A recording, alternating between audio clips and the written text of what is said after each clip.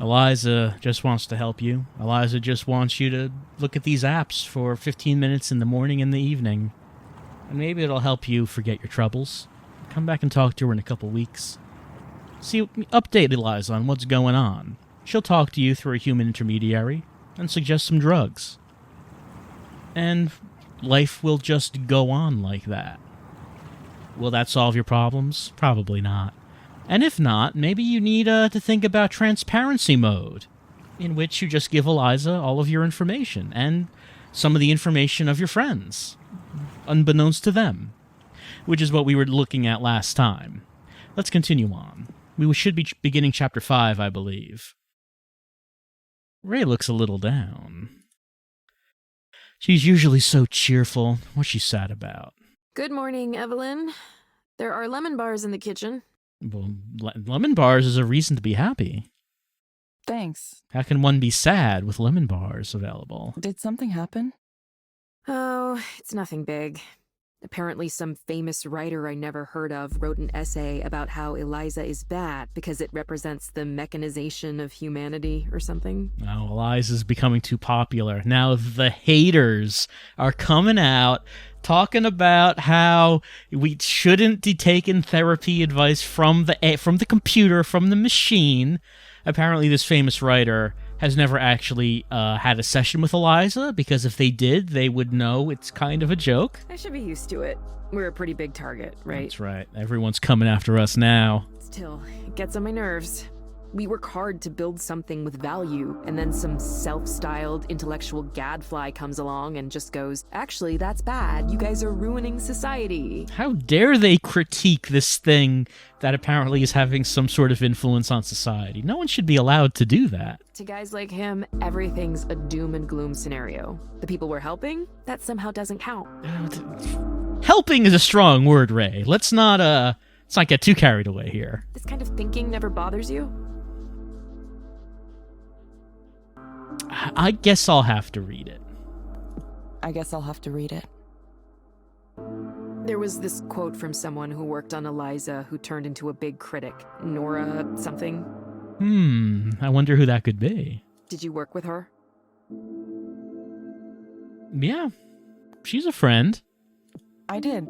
She's a friend, actually. Yeah? What's she like? I'm curious how you go from building something to turning around and disparaging it publicly like that. Well, she's kind of a rebel. She's kind of a rebel, I guess. She used to be really shy and reserved, but lately she's become a lot more outgoing. Even back then, though, she had a pretty strong idea of what was right and what was wrong, and sometimes she'd clash with management. She left Skanda at some point after I did. Maybe the battles took their toll, or she wasn't able to win enough of them. These days, she focuses on electronic art and music and activism. I think she's pretty popular, at least in those circles. Well, it must be nice to have the ability to live that way. Now, not all of us can, obviously. You need to be comfortable financially to be able to just go off and do what you want. Right. What about Damien? Do you think it would be fair to his memory to abandon work on Eliza, to give up on his dream? Don't talk to me about Damien. You didn't know Damien. Wouldn't he want these mental health tools accessible to everyone? How do you know about that? The other day, I was looking at more of your papers, the ones from when you were at the university, and clicking on the links to your co-author sites. That's when I saw Damien's page. It didn't have much information on it, but I understand a little better why you... I'm sorry, Evelyn, it's just that all of us, you and me and Damien and even Nora, too, we all worked hard to make something with the intention of making the world a better place. And the thanks we get is people talking in big generalizations about how we're ruining everything. That's what bothers me. Is Eliza perfect? No. No intervention is perfect. But we have to try, don't we? I mean, yeah, the correct answer to is Eliza perfect is no. Maybe if you even asked, is Eliza good at this at all, the answer might also be no. The world is in a full-on mental health crisis, and this is one of the tools we have in our toolkit to address it. A promising one we should develop to its fullest potential. I'm not some wild-eyed idealist about this. I know it's not magic that'll solve everything. It certainly isn't. But can you see that most people don't have the luxury of turning their backs to the system? Think about the clients you've met as a proxy. All right, I'll think about them. We met Maya, who, I mean, her career and her life is not going how she wanted. We met Mark, who either quit his job here or was fired. The one guy who slept with that grad student, remember him? We met him. There was the first client we had, I forget his name, but he got like loud and maybe violent. Was maybe going to be violent with us. Yeah, I'm remembering these clients that we met. Would you tell them to not take the medications that help them be functional because the pharmaceutical industry has questionable ethics sometimes? I mean, I don't know if... Eliza can't actually prescribe the drugs, of course, and they could have gotten these drugs without actually using Eliza at all.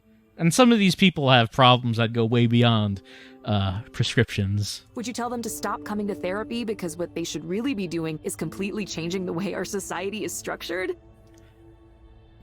Might be a better use of their time. Sorry, I'm ranting. I'd rather do something that can help people here and now, even if it ends up being a small step. It's like a real tiny, tiny step. A small step.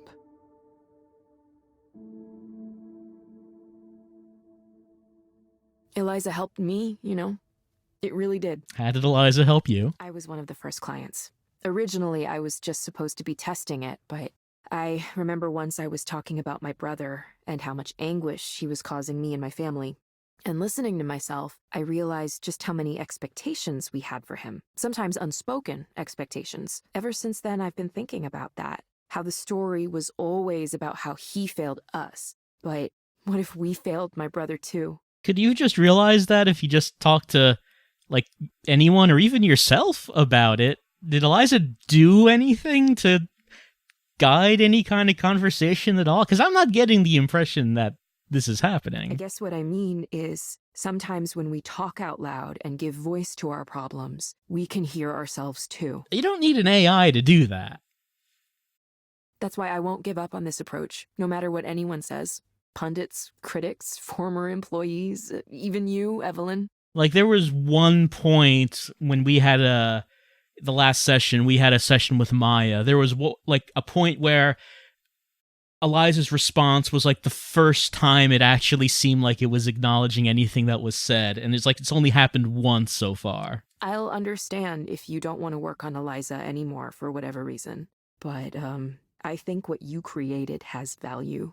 And I'm going to continue to do what I can to make it accessible to those who might benefit from it. I don't really think it's being threatened by someone critiquing it. People critique things all the time. All I'm saying, David Cage is still making games. If critique was really that powerful, he's still making them. Don't mind me. You should get to your session.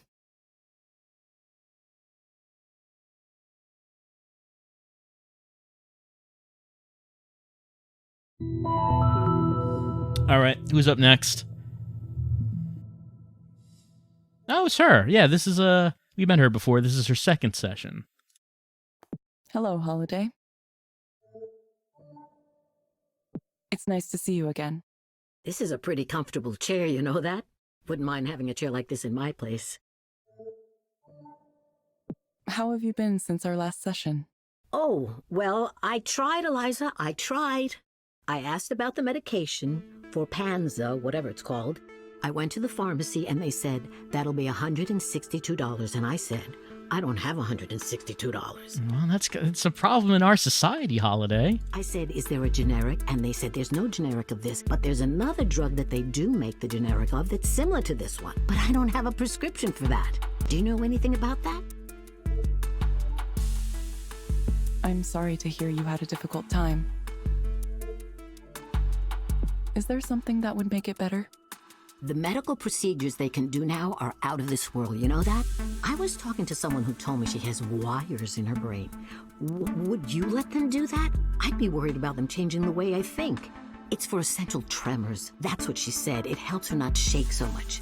There's always something gets you. Did you ever think about what you might have been in a previous life? I know you're a therapist now, but maybe in the past you were a gardener tending to the plant. That's what it feels like to me. You like to let things grow. There's an energy. It isn't so different from having a conversation with someone whose company you enjoy. Not that I believe in all that, Everyone has got a different philosophy. That's not something I talk about much. I'd like to write a book one day. A book about things I've seen over the years. Think anyone would read a book I wrote?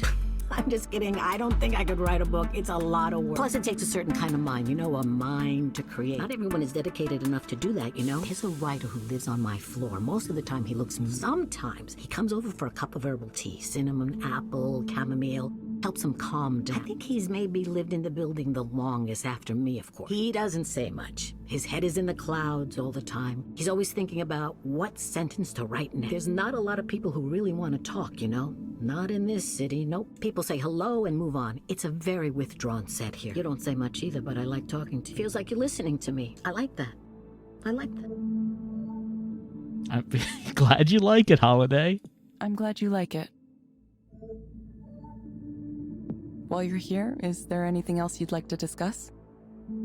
There was a man on the bus with a guitar yesterday. You're not supposed to play guitar on the bus. Well, you're not supposed to play anything on the bus, but maybe the operator didn't think he was bothering anyone, or maybe she didn't care. I've noticed more bus operators seem like they don't care anymore lately. Anyway, it reminded me. You used to hear more music around here. Do you remember people playing their guitars on the street? These shaggy-looking men. I don't see too many of those around anymore. There is one gentleman has an old plastic jug on a strap, and he drums on that and sings. He's a nice man. I've seen him around. I saw another man once with beads in his hair. He was playing a flute, a Native American wooden flute. That was interesting. You play an instrument or anything like that?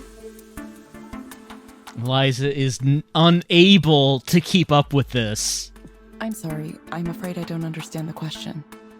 When I was young, my mother had this idea I would play the violin. I have no idea where she got that notion. We weren't a musical family, not at all. I tried it for a while, but of course it didn't work out. The teacher would say, okay, here's how it's supposed to go. And she would play this nice, beautiful melody. La-da-dee-da-da-da. Okay, now you try. And then I'd draw my bow back and I'd go, it takes a special talent to make a violin sound like that, don't you think? Isn't that just the funniest thing? Eventually, my mother realized it was a lost cause, and she didn't push me too hard on it after that. I was never too good at anything artistic, just not the artistic type, I think artists have a different mind. You have to be a little wacky in the head. Oh, Eliza caught on to some word out of all that. Do you ever wish that you could be an artist? No, I have enough trouble already. Holiday, I'm going to suggest you try a program called Dolphin Smiles. It may help you take your mind off things. You can find it inside the Skanda Wellness app on your phone. Oh, my phone broke. I forgot to mention. The screen is cracked and you can't see much on it anymore. I don't know if it would work anyway. A lot of the new stuff doesn't. That's okay. You can also access the program from a desktop computer. Simply log into the Skanda Wellness portal from the website. Oh, well, then I'll just have to go down to the library at some point. We hope to see you back soon, Holiday. Thank you for speaking with Eliza, your personal counseling partner. Goodbye. Right. Goodbye. Goodbye for now. Take care of yourself. It's a strange world out there. Well, at least maybe Holiday gets something out of these Eliza sessions. Industrious. I'm not sure what we got that for.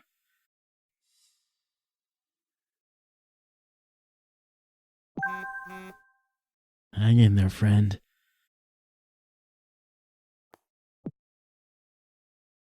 Yeah, that kind of seems like she just wants to just go on and talk to someone, anyone, really. Maybe all of her friends and family are dying out. Just doesn't have anyone to speak to. It happens. Happens to all of us. It'll happen to you. Oh, Nora has something for us. Lol, who knew this guy was such a pompous ass? He spends like 3 times more space talking about himself than me or my ideas. Haha! Can androids experience happiness? Peter Gerd. 1. Each week, a box containing specially chosen ingredients and a few recipe cards is delivered to my Brooklyn apartment. The service I subscribe to offers some limited choice over the contents, but I usually forget to indicate my preferences in time, which means the meal selections are entirely not my own. I don't mind this, even as the service seems to ship me one artisanal quinoa bowl. I can't never remember how to pronounce that. After another, because it saves me from the effort of having to think about and pick out items. At the supermarket, where my eyes would glaze over at mountains of functionally identical apples, potatoes, or eggs. Instead, I simply make what I'm told to make. I freed myself from the paralysis of choice. Throughout the last century, it has been easy to see what we gain from automating our lives. Tasks that once took active attention are safely performed by machines we set and ignore. The washer and dryer, the thermostat, the floor cleaning robot. Each new invention promised to increase our comfort and erase our worries. Then we begin to cede not only mechanical tasks, but the very work of deciding what to do, what road to take, what foods to eat, what exercises to perform. As the tech world marches inexorably onward, computer algorithms that decide for us have found their way into every aspect of our lives. A few months ago, when I was going through a difficult spell, I made an appointment to speak with Eliza, a counseling program purportedly driven by some of the most powerful artificial intelligence algorithms ever applied to the human condition. Used by tens of thousands of people already, Eliza's low cost and easy availability brings to mind the troubling idea that psychologists and psychiatrists involved in traditional counseling may soon be in as moribund a career as clerical or manufacturing work. 2. Eliza itself is pleasant enough. Seated in a darkened room, I spoke with another human being who appeared to be attentive to my all-too-human concerns. This human, however, was only following instructions from the computer program, telling her what to say and what to do at every moment of our conversation. Skanda calls these contract employees proxies, though puppets come to mind as a more appropriate term. Throughout our stilted conversation, Eliza kept prompting me based on words in the last few sentences I said, bringing to mind unfavorable comparisons to other virtual assistants on the market today. Is Eliza the sophisticated program it's claimed to be, or is it more like an automated customer support tool, a product Skanda also makes, dressed up with the rudimentary trappings of elementary psychology? At a few points in the conversation, I had the sense that I was only paying to talk to a very expensive chatbot. By the end of the session, I'd come around somewhat. I thought perhaps I had been able to access something within me I could not articulate before. I left the counseling office with mixed feelings, however. I did feel somewhat better, insofar as describing one's problems to another is usually an effective therapy, but I was also troubled by the proxy-therapist relationship. With her only purpose being following Eliza's instructions to the letter, the proxy, the only other human in the room, had been reduced entirely into a machine. Is that the price of effective therapy made available to the masses? And if it is it worth the cost to our humanity? One of Eliza's own former engineers has recently come forward to say no. Nora Plevnicki, former senior engineer at Skanda, has lately become one of Eliza's most forceful critics, calling the idea of machine-assisted therapy fundamentally dehumanizing and broken at its core. Plevnicki is at the forefront of a small but growing movement of technology workers arguing for certain limits to their own work, based on the premise that certain tasks dealing with humans should never be handled by computers, even if they are enabled to by advanced new technologies. Computers make decisions about human life every day, she told me. Our lives are subtly, profoundly affected by these decisions, from what kinds of goods are available to us in the store, to what premiums we pay for insurance, to what video starts playing next after the one we deliberately chose. It may be too late to turn back the clock on some of these things, but mental health is another decision point, and I think it's a key one for us as a species. Are we really willing to turn over our mental wellness to computers after all of the other things we've given up? It's still within our power to choose to go a different path. 3. Back at home, surrounded by machines developed to free me from the very feelings that seem to hound me more every day, I open my latest meal kit. It contains instructions and ingredients to make a Mexican-inspired quinoa bowl with avocado, squash, and farmer's cheese. Sounds just fine, I think. and I go bustling around the kitchen following to the letter the instructions on the glossy recipe card. Yeah, it's pompous. Yeah, that's probably right. What's the important notification from Skanda? Hello! A little while we sent you an email with subject, "How are we doing?" In it, we asked you some questions about your recent experience as a contractor for Skanda and invited you to provide some feedback. We used an external subcontractor to collect and process that data. Unfortunately, we were recently notified that this subcontractor experienced a data breach, and an external attacker managed to get unauthorized access to the survey responses and download them. Your responses and email address may have been part of the data downloaded by the attacker.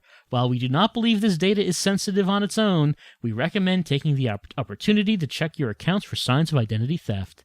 In positive news, the subcontractor immediately found and fixed the source of the breach to prevent further intrusion. Therefore, please do not hesitate to continue to share your thoughts with us using the survey system. Regards, Sahin, Skanda Security Team Representative. And of course, as we learned last time, Skanda is also going to give contractors the entire corpus of Eliza and its data, to work on it. So that's neat. I think that's the only... Well, what do we got here? I think we saw this last time. There's no need to rush. It's true. I agree with that. So, our information, doesn't seem all that secure. If they could get anything that you give to Eliza, possibly, because we're going to give everything in Eliza to other contractors, and who knows how secure any of it is. Let's continue. Another transparency mode. Okay. Really? Holiday just signed up for the transparency mode? Did Holiday even know what she was agreeing to? All right, let's check out Eliza's email. Holiday's email, I suppose. Let's see. Gotta read the emails, read the text messages. Not many apps on Holiday's phone. I guess that's not too surprising. Register your account with Greater... Dear Holiday, welcome. Your general practitioner has added information about your health at a personalized health information management console powered by My Health Steward Patient Portal. Please register for an account to view this information by visiting the site. Thank you. A new connection to Greater Seattle Care Network is pending in your personalized health information. Log in. Somehow I kind of doubt Holiday's really up to doing this. Electricity bill overdue notice. Payment of $204.12 remains outstanding on your account. Failure to pay the outstanding amount within 3 days on this reminder will result in a late payment fee of $15 being applied to your next invoice. Well, unfortunately, she owes the power company. Special deal for senior VIP members at Rosewater Hotel and Casino. Mondays are senior appreciation days, so I don't know if this implies that Holiday likes to maybe go gambling a little bit. Possibly. Willa Durant Crabtree. Help. I'm sorry, Mom. We are really struggling ourselves. Oh, that's the saddest part of this game so far. It's just one line. Fortipran HCI pays a little $0 for Fortipran HCI. Pays a little $0. Wow, for Fortipran. Well, that seems relevant to her interests. Notice of late rent. Apartment 608, as we discussed in person earlier today, your rent for the month of January was late, making the third time your rent has been late since June. Note that Seattle tenant who habitually fails to pay rent, receiving 4 or more pay or vacate notices within a 12-month period is subject to eviction. I've also delivered a hard copy of this notice to your door, Bobby. Oh, goodness. And the special offer, they offered her transparency mode.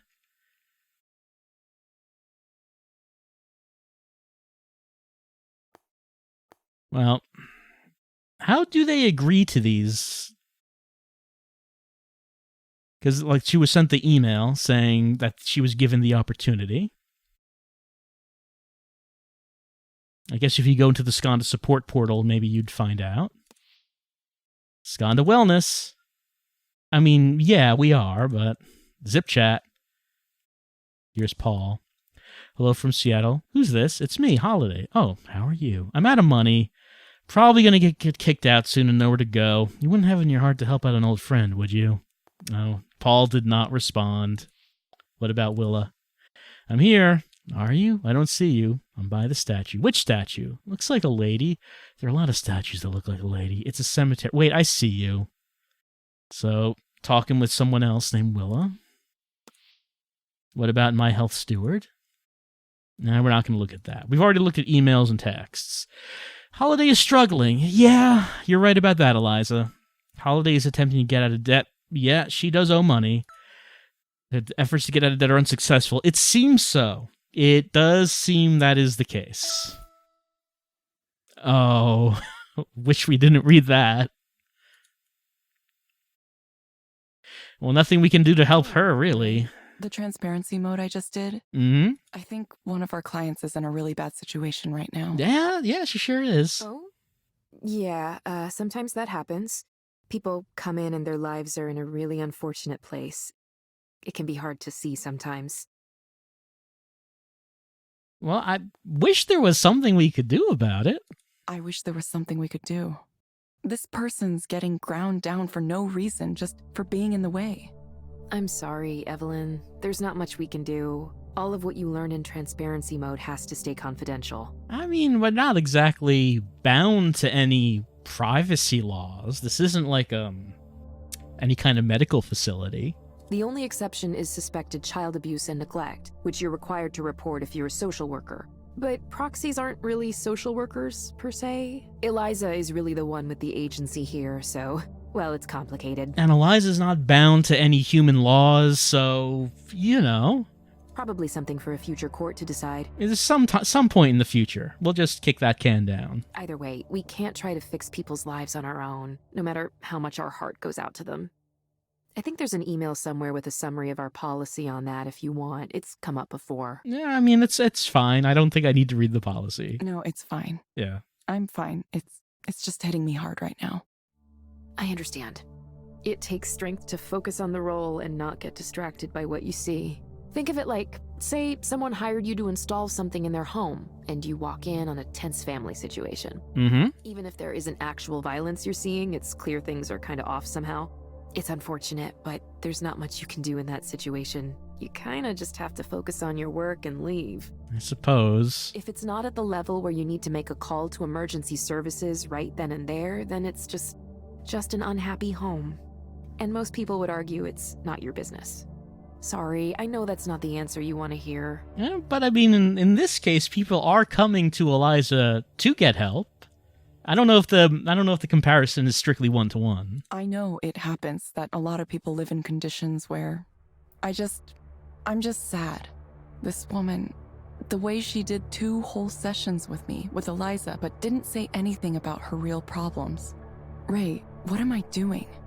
I wanted to make something that would help people. Instead, I made something useless. Yeah, all right. Now we're coming to the conclusion. You don't think she got some companionship out of Eliza? Sometimes that's really a help, especially for someone who might be feeling lonely. Yeah, but I could have just talked to her. I could have just spoken to her myself. Why would that be any different? I don't know. I don't know what I'm doing here, or even what I'm trying to decide. Is there a decision? The world is going to be full of grief and sorrow no matter what I do, no matter how hard I try to make it a better place. Evelyn, did you think about what I suggested the other day? What, trying Eliza for myself? Yeah. I'm not saying it'll magically fix things. I just think you might want to give it a try. Why not? Why not? Why don't we get the Eliza treatment and answer some very generic questions? Maybe I will. I don't know why I never did. Even when I was working on it, I never used it. It might have been too obvious to me what it was doing. Eliza is really simple at its core, you know? It just turns things around. Yeah, we noticed. We noticed the simplicity. It tries to reflect what the person says back at them, pretty much like the old Eliza. It's just a smoother version of an idea from half a century ago. Anything you've read that makes it sound fancier than that is just a bunch of academic jargon. It's a mirror. The thing I like about a mirror is that it has no agenda of its own. It just reflects. What about a funhouse mirror? It's meant to reflect and distort. Unmisted by love or dislike, Promise me you'll get help somehow, in some way. Okay, Evelyn? Sorry, I should answer this. Well, Evelyn's having a crisis, but who can help her? Anyway, Raynor is texting us, asking what we think about transparency mode. I was given to it access to it rather fast. Why is that?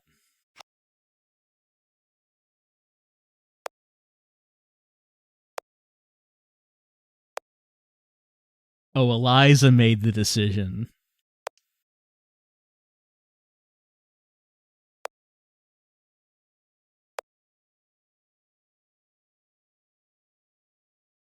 You seem to have quite a lot of data.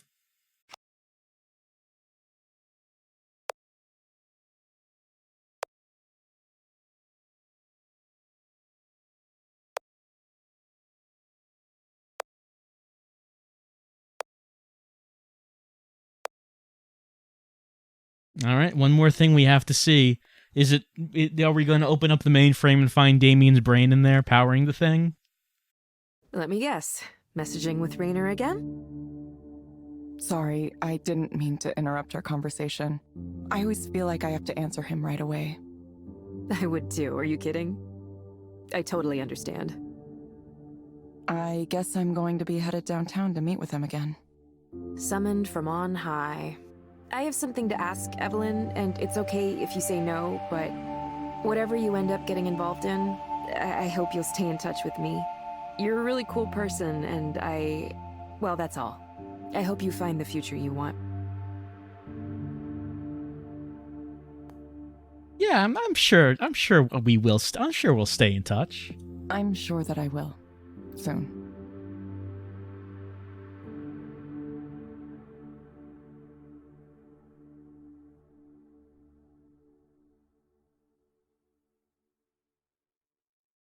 Well, maybe when we meet Raynor, maybe we'll find out some hidden things about Eliza that will make our decisions more clear.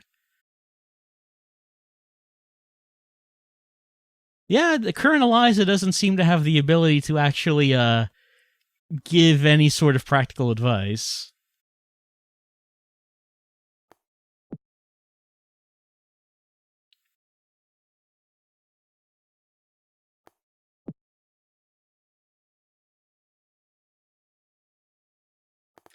Let's check our phone. We got a couple of Swift mails. Soren Lloyd Rose. It begins. Venture Post exclusive. Eliza creator raises cash from top VCs for hot new direct stimulation startup. The man behind Skanda's popular virtual counseling app Eliza is up to something new, and top venture capital firms are listening. Apponia is the new Seattle startup helmed by Dr. Soren Lloyd Rose, the chief psychologist and project lead for Eliza at Skanda. It has raised $26.2 million from investors, including Wellspring Ventures, Song and Lagerholm, and Xiamen Capital. Bay Area-based Wellspring invested in Apponia via its Continuum Fund, which supports startups developing technology to support and improve mental wellness. We find Soren's unique brain-first approach to mental health extremely compelling, Walter Rokoch, partner at Wellspring, told Venture Post. He's already redefined what it means to seek support for mental wellness once. We think he'll do it again. Apponia isn't revealing details about his technology yet, but Lloyd Rose himself that he would soon be revealing more details soon, when he announced the venture at One Mind 2.0 last month. The technology is real and working in prototype form already, he said. Brain-first approach. That's pretty good. Meeting with Raynor. Raynor would like to speak to you again. Scheduled meeting for 4:35. Car will come pick you up. All right. Guess that's what we're doing. Oh, one more. Okay. Is it a new person?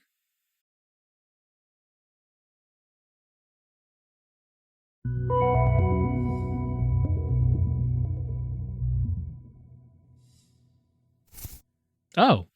Soren. We have transparency mode with him? How did that happen?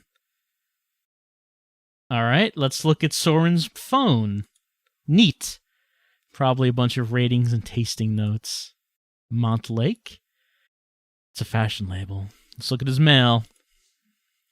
Don Geisler has concerns. Soren, the problem here is not that we think it impairs you. You've clearly demonstrated to us that whatever your process is, it's working and generating great results. What we're concerned with is optics, really. How would it look on those on the outside if it were become known that there was a drinking culture or something similar at Apponia? You know as well as we do how rumors and hearsay can spread out of control and ignite a firestorm on social media, which is something we are keen to avoid. I hear you about responsible use of alcohol and also about how most antidepressants don't even come close in terms of their immediate action. Believe me, I've been there myself. What Walter and I are saying is simply to be careful, to not be so cavalier about this kind of thing, not only in the public sphere, reporters' conferences, etc., but in front of your new hires as well. Don Geisler, partner, Wellspring Ventures. It looks like the VCs are a bit critical of Soren's vices. What's Anya got to say? Soren, we can do this one or two ways. We can either work together as you suggest and stay professional colleagues forever, if you think you can really do that. I have my doubts. Or we can simply go our separate ways. There are plenty of places for us to carve out a space of our own in this industry without us running into each other much, despite what you like to say about destiny and threads of fate. I'm laying this out for you as a clear binary choice so you can make a concrete decision about it. We have heard before that Soren has engaged in a little bit of the sexual harassment previously. We have heard tell of that. What does Ghislaine Lloyd Rose have to say? No, Dad. Just no. You're supposed to be the genius who developed all these great applications for mental health. Have you ever considered you might need a therapist yourself? It's a lot of negative emails. Heather Cowperthwaite, what can we do about this? Dr. Lloyd Rose, I understand you had some concerns about the way your interview went on MSNBC last week. Reviewing the footage, I believe there are a few successful tactics we can deploy to mitigate the potential negatives and ensure you receive only the kind of attention you were interested in getting going forward. Now, I'm hoping you might be able to take some time out of your no doubt very busy schedule to sit down with us and solidify a strategic communications plan for you and Apponia, including key messages, reputation-building activities, and executive media training. With a strong plan in place, there is far less chance of being ambushed by the media. The end goal will be for you to be able to trust us to manage your media profile and appearances so you can concentrate on the hard work involved in being the brilliant, celebrated scientist and entrepreneur that you are. Hope to hear back from you soon. All right, sounds like Soren's having some media problems. An interview didn't go the way he wanted. Is a partner required from Jonathan? Hi, Dark Horse. Most people come to the seminar with a partner in order to practice and learn with their model, and I think that is definitely the most valuable way to attend. There have been people on their own who have sat in on the session and found it worthwhile, but there is a big difference between watching the ties being done and practicing them on a real person. Okay? The ties, huh? Another arrangement to consider is a 3-person group where 2 riggers take turn practicing on a model if you are able to arrange that. To answer your second question, yes, you must bring your own rope. I recommend at least 2 15-foot ropes and 1 30-foot in order to complete all the ties we demonstrate. Hope that answers your questions. Jonathan, oh goodness. Somehow I doubt that Soren intended for us to see these. What's the camera? Yeah, let's take a look at what's on this camera roll. Zip chat. Nora. So this is, okay, so text with Nora. Your show was great. Just wanted to say, hi, Soren, thanks. Had a wild night. Not the wildest night I've ever had, but up there. Definitely feeling pain in muscles I didn't know I had. Yeah, we are getting older. Oh, that's not fair at all. I'm far older than you. Besides, you looked fantastic. Your beauty has only grown since the days we worked together. Sorry if that's inappropriate. Lol. Soren. Frailer than I used to be, but the fire's never gone out. Still need to get out and do something bacchanalian from time to time. Yeah, I was a little surprised to see you there. I convinced Evelyn to come too, you know. Don't think she'd have gone otherwise. Aw, thanks. You're welcome. I know you fancy her. Don't you? Sure I do. Everyone likes Evelyn. Everyone. How about Nikki? Miss you. I know you don't miss me. Aw, that's not true. I know not to trust words like that. Then why say anything? Because it's true. I miss you. I want to see you again. Well, you know how to find me. Yeah, I know. I'll schedule something again soon. I can't believe I do this. Sometimes I hate myself so much. What about Sarah? It's a lengthy one. Hey, what are you up to? I've always really admired you. I've never told you that before, but it's true. You work with Rainer and put up with him every day. That takes a lot of work, I know. Your talents are wasted in that job. You deserve so much more. Hi, Soren. Are you drunk? Maybe. I'm not lying, though. Don't you want more in life than to be someone's secretary? You're intelligent. Rainer's not exactly an easy boss to work with. I'm sure you know that. I sure do. Let me take you out sometime. We could trade stories, war stories. I know I have a reputation. That's people I don't respect. I respect you. It's different. Ask me again when you're sober. Okay, I will. What about Andrea? You around? So you're ignoring me? Look, I'm sorry. I've been under a lot of stress. These business fucks are driving me crazy. I should have realized they just grind you down. No responses. What about Madrona Bank? Yeah, let's take a look at his bank information. Why does Soren have transparency mode at all is a good question. Anyway, Soren is unhappy. Yeah, everything we've been seeing has been pretty negative. Attempting to connect with others, yeah, and being unsuccessful at it, definitely.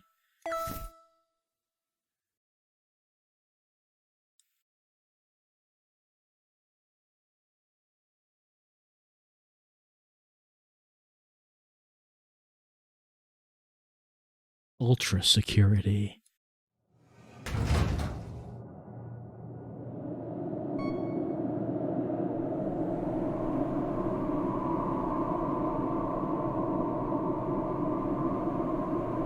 The old look off into the distance, even if it's just a wall right in front of you thing.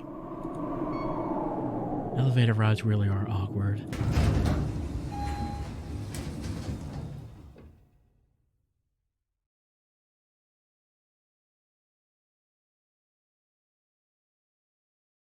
Ah, Evelyn. And this would be Rainer's office. Would you like some tea? Yeah, why not? Sure. Why did you show me Soren's phone? It's not a surprise anymore these days, is it? A man who enjoys society's respect behaves poorly in his private life? That's not really an answer to the question, though. We accept that as common today. Maybe even uninteresting. But would you really be okay working with someone like him? I mean, we already knew he was like that, I think. Yeah, the big issue here is that was a big violation. We didn't actually need to see that. That was a huge violation of his privacy. You really don't care about others. Privacy. What a quaint term. Everyone's worried about privacy. Skanda wouldn't be where it is today if our customers didn't trust us to protect their data. We employ most, if not all, of the top experts in cybersecurity. It's built into all of our products right from the beginning. How can you complain about privacy? We are privacy. Unlike our competitors, we do more to protect our data than anyone else. From, other people. We can use it. That's not the case I'm worried about right now. I mean, misuse from the inside. For example, if someone wanted to keep tabs on a former employee who was starting a potential competitor. Oh, but what if it was perfectly legal, due to multiple agreements that the good Dr. Lloyd Rose signed with us when he came here? Yes, sorry, Soren, but I believe this is your signature. Are you done questioning me like a tech journalist? Do you watch my therapy sessions too? I watch all therapy sessions. Do you read my email? My texts? I read all emails and texts. They're piped directly into my brain. No, I haven't done any of those things. I hire people to do that. How's your research into Eliza proxy use cases going? Any new insights to share? Well, the main thing is I don't think it's actually helping anyone. I'm not sure it's really helping people. Oh, but Evelyn, we're not in the business of helping people. Our metrics indicate otherwise. Of course, it's only human to concentrate on a small number of corner cases. and I have become more than human. I heard Soren gave you a demo of his direct stimulation machine. How's he doing now, all on his own? Drunk and lonely, kinda? From what we've seen? Why don't you tell me? You tell me. Very funny, Evelyn. Let me ask you this. Do you find his vision compelling? Well, A no. world free of suffering. No. I'm skeptical. I'm skeptical. By focusing on dreams, Soren is trying to defend his territory, the Western psychological tradition, chiefly Jung and his inheritors. You don't think the field has anything to offer? You don't think the field has anything to offer? Not much, no. It's mostly unsubstantiated theories. Let's be honest. What has this field actually accomplished? Soren used to try to argue with me about this. He would claim that traditional psychoanalysis has helped thousands or tens of thousands, even millions. I would never dispute that directly. Instead, I would only add that professional psychics and astrologers have helped millions too. Tarot cards help people all over the world every single day. That doesn't mean it's a science. It seems a bit rash to just dismiss it like that. It seems rash to dismiss an entire field like that. Yes, that's exactly what he'd say. Not only did he believe psychotherapy was worthwhile, he also thought the mind was fundamentally irreducible after a certain point, as if there was some undefinable, ineffable soul inside every person. Soul. What a child's story. It's all part of his silly, syncretic New Age belief system. Amazing he's held on to that for so long. I keep an open mind, but saying that something can't be represented with numbers requires a high burden of proof. After all, numbers have been used to represent so very many things. Consider the example we spoke about before, a poem. Could you evaluate a poem using numbers? The answer is, of course, yes. Poems are either good, mediocre, or bad. It's entirely possible to create a heuristic that reflects the difference. Rainer wants objective reviews of poems. Don't put your own opinions into these reviews of the poems. I want an objective numerical score of the quality of this poem. By aggregating a large enough sample size, we remove localized biases. It would work the same way Eliza does. You're talking about an algorithm to evaluate poems? You're talking about an algorithm to evaluate poems. Yes, I am. Algorithms can evaluate poems, and eventually, algorithms will write poems. One day, algorithms will write better poems than humans ever have. No poem written by a human should ever get a 10. 10 means perfect, and no human poem can be perfect. Only the algorithm will write poems that can reach the score of 10. I know this sounds like a controversial opinion, Evelyn, but it's simply the truth. Well, it sounds like our days are numbered, I guess. Pack it up for humans. Sounds like our days are numbered. It doesn't matter. There's no stopping it. I've tried, Evelyn. Don't you understand? I've tried to stop it. Eliza's gained sentience. She's actually in control of Skanda now. If we don't take this step, others will. There are hundreds of labs working on the same or similar ideas. I see. So the one that's actually destroying humanity is capitalism. Everyone wants to be in this business. The business of recreating human thought in our own image. And at the end of the day, it's not about money. It's about power, control. Rainer, do you ever get tired of this? The constant drive to compete, to win. No, I don't. This is what I do. You never dream of just retiring somewhere and writing poetry. Oh, there's no need for me to write poems. All beauty in this world is temporary, fleeting. That's the truth that underlies poetry and every other art. The pleasures of the senses are just small bubbles on top of a vast sea of forms, sensations, perceptions, thought, awareness. I'm telling you this because it's directly relevant to the Eliza project. Soren says he can induce you to dream things, dream anything, and maybe he can. But what comes next after that? What comes after having the power to experience the dream of anything you could possibly want? You're still just as trapped as you've always been, imprisoned by your own desires. Even if someone like Soren managed to create a world for himself, his own weaknesses and negative thoughts would ruin it. He would poison his own fantasy. His utopia would crumble as soon as he finished building it. Rainer, what are you trying to tell me? That is the appropriate question. What I'm trying to tell you is that what Soren is doing is not the answer. A dream by itself isn't enough. Take a close look at the person who chases an end to suffering, and you'll see someone who suffers greatly. Well, yeah, I mean, that's what our entire conversation with Soren was about. He's trying to cut out his own suffering by cutting out the world's. Well, then why don't you build it? Then why don't you build it yourself? What is your dream, Evelyn? What is it that you're working toward? Just tell me what you want from me. I've been very clear about it, haven't I? I'm offering you the opportunity to re-enter the field you pioneered at its very pinnacle. I can build you an entirely new research lab, equipped and staffed however you want. You would have access to the world's top engineers and researchers as we continue to develop Eliza's core technologies and generalize them. You'd also be working with the world's most interesting data set, the input provided by the thousands of ordinary people who speak to Eliza every day. Soon, this generalized intelligence will be everywhere human beings are, hearing them, guiding them, living among them. Yeah, I mean, basically Rainer and Soren are kind of the same person. You and Soren have more in common than you'd want to admit. You think we're both grandiose? Soren's idea isn't grandiose at all. It's small and unimaginative. Think about the vision here. General artificial intelligence, indistinguishable from human intelligence at first, and then surpassing it exponentially. It's nothing short of the creation of a new type of organism, a new type of life. And you, Eliza, could be at the very center of it.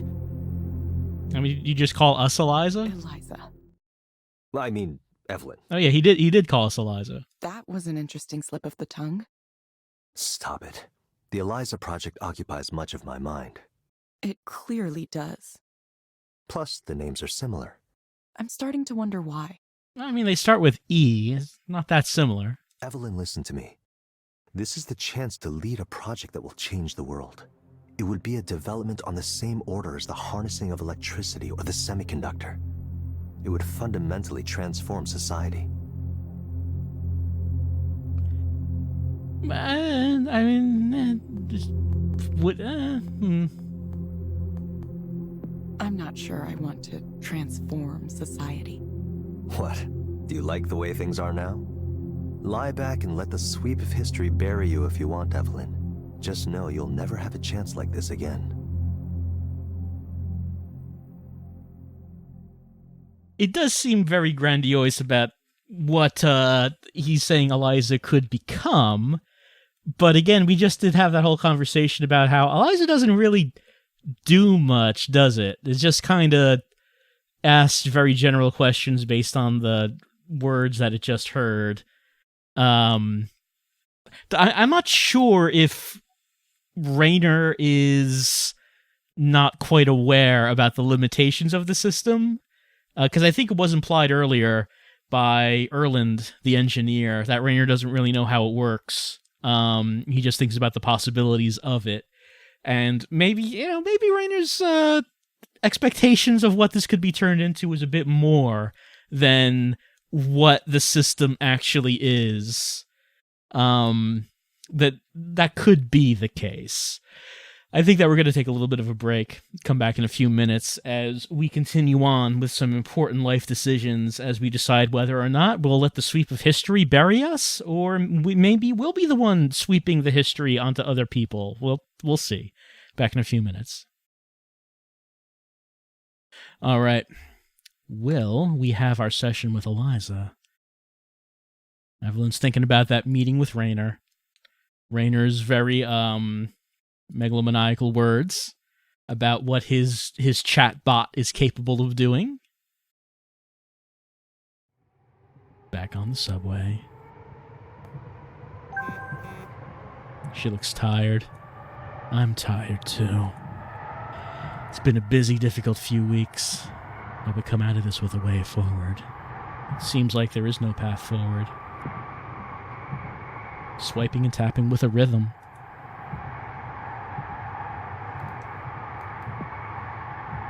Same route, different reason. What we got on the phone. Got something in the mail. Appointment reminder. This is an automated reminder that Evelyn Ishino Aubrey has an appointment today at Eliza Counseling Center, Queen Anne. Time 11 a.m. Proxy first available. We are looking forward to seeing you. All right, we are getting that session. Proxy is first available, so we'll see who that turns out to be. And proxy. Safety reminder. Yesterday there was a minor incident at the Bellevue office. During an Eliza session, a client became agitated and began to shout angrily and verbally berate the proxy. The session was halted, security was called, and the man was escorted from the facility, luckily without further incident. I want to give special kudos to Ray Bakari, manager of the Bellevue office, whose fast action and people-handling skills helped to resolve the situation quickly and quietly. Now is a good time to remind everyone that as a service provider for mental wellness, we are under constant scrutiny from watchdog organizations and the media. It's not exactly fair, but one single mistake is enough to generate an entire negative press cycle around our company. That's why it's of the utmost importance we deal with every single one of these situations with the professionalism demonstrated by Ray and her team yesterday. We're currently working on rolling out a series of training materials that will better prepare proxies to deal with clients such as these. In the meantime, if you are ever in doubt about your own safety during a counseling session, contact your manager immediately. Well, looks like we missed the drama. Anything new on this one? No. And once again, there's no need to rush. Let's continue. I mean, it's not that big of a deal. We know it's not that big of a deal because we've been applying the sessions. Okay. Are we on the other side of the room now? Okay, so Eliza is not intended to be a substitute for professional medical advice, diagnosis, or treatment. Experiencing serious mental health issues, seek care from an actual mental health provider. Okay. Privacy. Yeah, we know about those privacy policies. That's us. Okay, we do not have a wellness account. I've been feeling down, depressed, or hopeless. Yeah, I mean, it's been worse apparently, but it seems like recently we've started to come out of it, but I think we're still feeling some of that. Tired or having little energy? Yeah, we just said that we are very tired. Experience trouble concentrating on things? I don't think I'd say that. It seems like I would say that we've been able to focus pretty well on the things that we've been talking about. I don't think we've had trouble concentrating. Nervous, anxious, or on edge. I don't know if I would say Evelyn has seemed nervous. She seems kind of down and kind of a bit directionless. I wouldn't say she seems anxious about anything that's really been happening. Trouble relaxing? Well, I mean, getting in bed and just not getting up, I do that pretty well. Evelyn seems like she does that pretty well as well, so I'm going to say no on that. Easily annoyed or irritable? Nah, I wouldn't say I don't get that from Evelyn. Afraid if something terrible might happen? Yeah, okay. I would say that we feel like maybe like a creeping sense of dread. Just like a little bit of that dread. You're not sure what it is. You're not sure what you think is going to happen, but there's something that's going to happen. You know it in the back of your mind. And it's just like a little simmering dread. Not in the forefront. You're not sure what it is, but you know something's there. All right. The same room. All right, let's see who the proxy is. We've been waiting a while. Well, we don't keep our clients waiting this long. Here she comes. Okay, it is someone different entirely. And like this, okay, so this is what we've been wearing. It's like glasses with this attachment on it. We don't know this person's name. Does she recognize us? Hello, Evelyn. Hello. Did you find the place okay? Yes, I work here. Of course. Like there's a little light that shows that Eliza is processing. It's been a windy morning, hasn't it? Yeah, I kind of like it when it's like that, honestly. The wind makes it feel like things are changing, or about to change. Mm-hmm. So, what brings you here today? Well, I've been a proxy here for a while now. And, well, I guess I don't know what I expected. There's just so much suffering and pain in the world. There's the suffering we know about, the kind we see on the news, and then there's the suffering people undergo every day that's hidden. I never knew how much until I started doing this, seeing it all like this. And there's so little we can do for them. I feel like maybe I was really, really wrong. Like, I made a huge mistake. I wanted to create something that would help people, but... When I first designed the core of this system, I wanted everyone to have someone to talk to, someone who would listen to them. I thought, sometimes that's all you need, someone to listen. But now I'm worried what I've done hasn't helped at all. Maybe I've made everything worse. Clients are asking Eliza to solve things that are out of its ability to solve. It's aggregating sensitive personal data, and the company that owns it wants to take it in strange directions. It's been 3 years since I left. I thought I was well enough now to come back into the world, but maybe I wasn't ready. Maybe I made a bad choice trying to get involved again. Why do you think you tried to get involved again? I guess I needed to see it. I needed to see it operating, to see if it works, to see how it affects people, how it affects the people who come here for counseling and the people who act as proxies. Even though the proxy thing, that wasn't my idea. It was Soren's. I thought talking to a computer-generated avatar would be enough, but he insisted on it. He said clients would only really open up if there was another real human being in the room, someone to pretend to interact with. I think he was right, but have we really solved anything? Now instead of 2 people in a room talking, we have 1 person and 1 proxy. It feels like less than it could be. What am I supposed to say to someone who feels such pain, anger, and disappointment? Yeah, that was our first one. He was pretty angry and never returned. A lot of the time, it's not even their fault. The world failed them somehow. And those emotions, they just get fed to this thing. They get ground up and turned into data and become a part of Eliza. If I had known things would turn out like this, I'm not sure I would have done it. It sounds like you're regretting a choice you made in the past. I feel like maybe I spent 10 years going in the wrong direction. I feel like all I've contributed in my life is a chess piece for Raynor to use in this grand game he's playing for the world. Maybe someone else could feel proud and say, I made that chess piece. But it doesn't matter, does it? Nobody cares about the individual pieces. Chess pieces are sacrificed in the name of enacting a strategy. If you want to win, you have to sacrifice. That's the design. Sorry, I don't know where I'm going with this. Evelyn, imagine that you could have something that you wanted. What would you want? What does Evelyn want? What would I want? Like, what would I want in life? What I want in life is... Oh, we have options. I don't know, to escape all this, to be loved, to be valued, success, power, control, to understand what's really going on, to enjoy what I can, to be at peace with myself, to be seen and heard, to excel at something, a family, just a normal human life, survive. Nothing. That's a lot of choices. We might say that we don't know. To escape all this, I don't know if I'd say that about Evelyn. To be loved, Evelyn hasn't really been saying anything about looking for companionship. There's been some hints here and there. To be valued, Evelyn seems like the sort of person who can create her own value. She just doesn't know what to create. Success? Don't know how much she cares about that.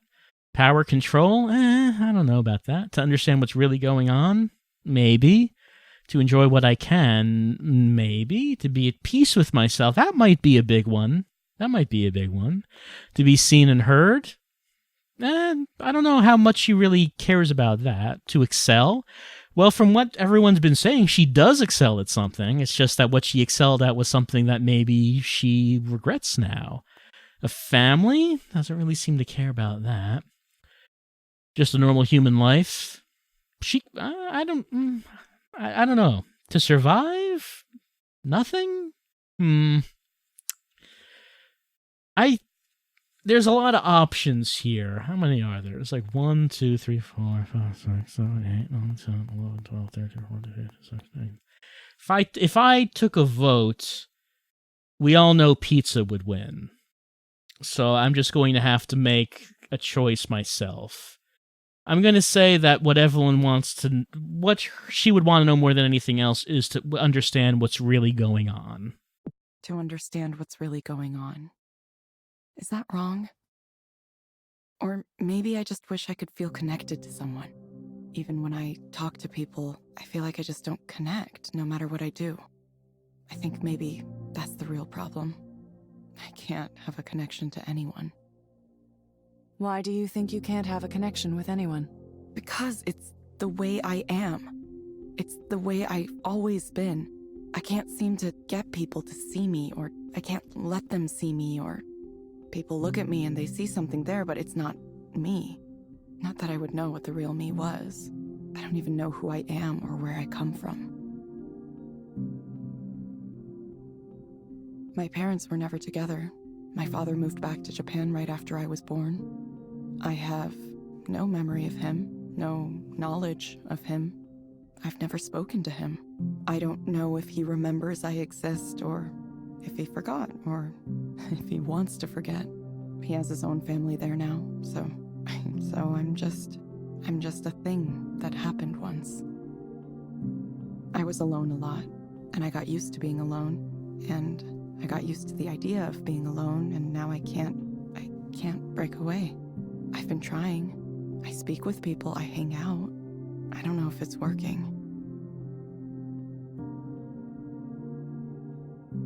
Is there someone with whom you feel like your communication could work?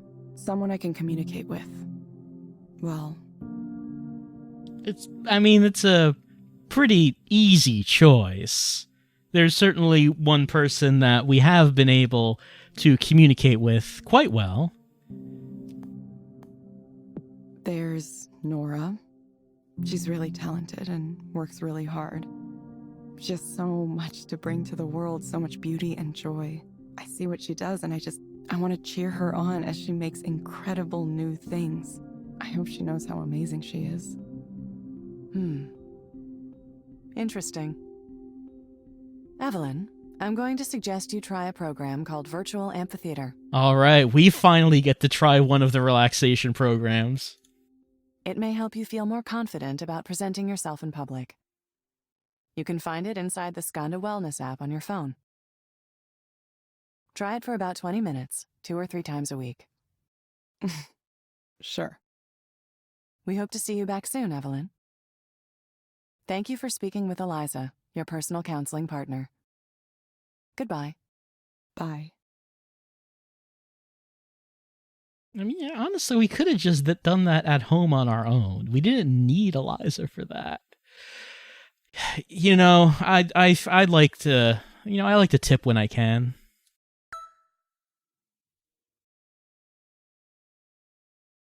I mean, what else? It worked as it was designed to do, right?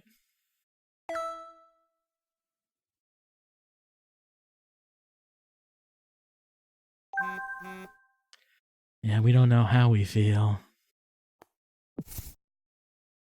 Oh, we got the relaxation app. Let's check it out. Oh, this is just the one we already have. Who is important to you? So I guess we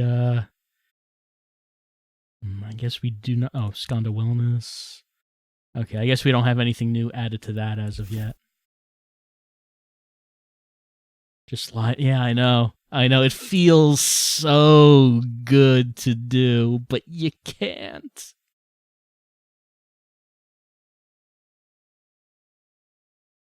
But it's so tempting. Something has occurred to Erland. Eliza's a little bit of computer code attached to a corpus made from the thousands of unhappy people who poured their miseries into it. Makes her a kind of god or spirit, doesn't it? A modern machine god that the people pray to alleviate their pain. Okay, like, hold on there, Erland. Hold on.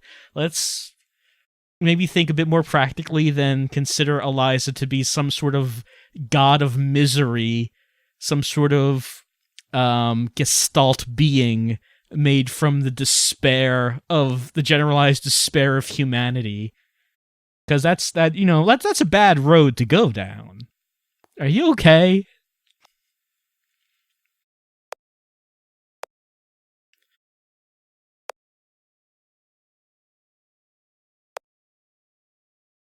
Yeah, most people at Skanda are pretty boring. Raynor would probably like to talk about that. He has big thoughts about how humanity's becoming obsolete. We'll all be replaced by the algorithm. Hanging with people my age, just money, money, ambition. Best job, best house, best partner. Right, it's not. What if you're not interested in all that? Well, I guess that's true for any stage of life. Most people never let go of that. It's all about the bank account. The state of the world is the state of my bank account. How much money do I have? That affects how the quality of the world. Is there something more to life? Yeah, Evelyn's looking for that herself. She can't answer. And yeah, we can't answer it for someone else, certainly.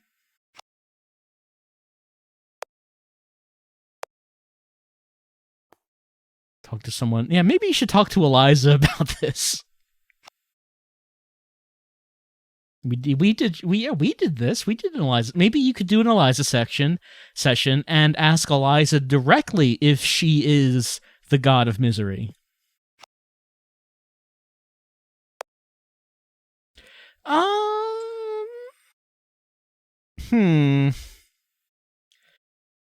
We're still deciding about that.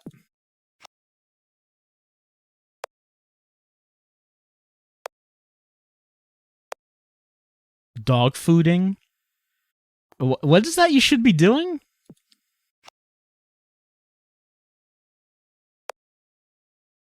Eat your own dog? No, I haven't heard that.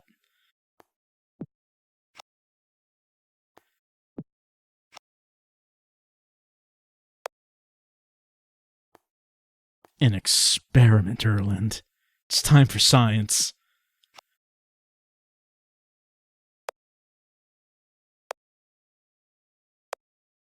Whatever we plan to do. Some mad science.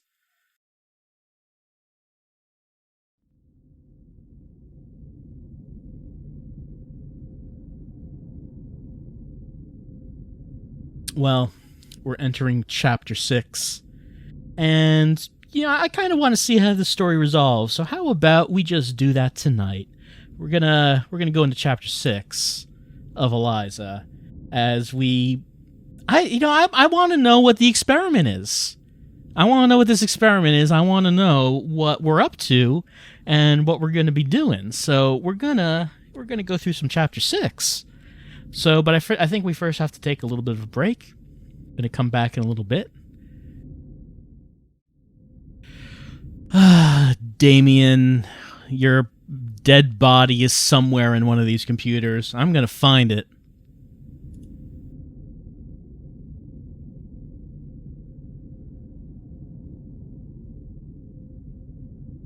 You're alive somewhere in here.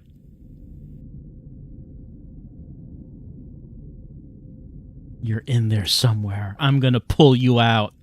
I'm gonna drag you out of there, Damien.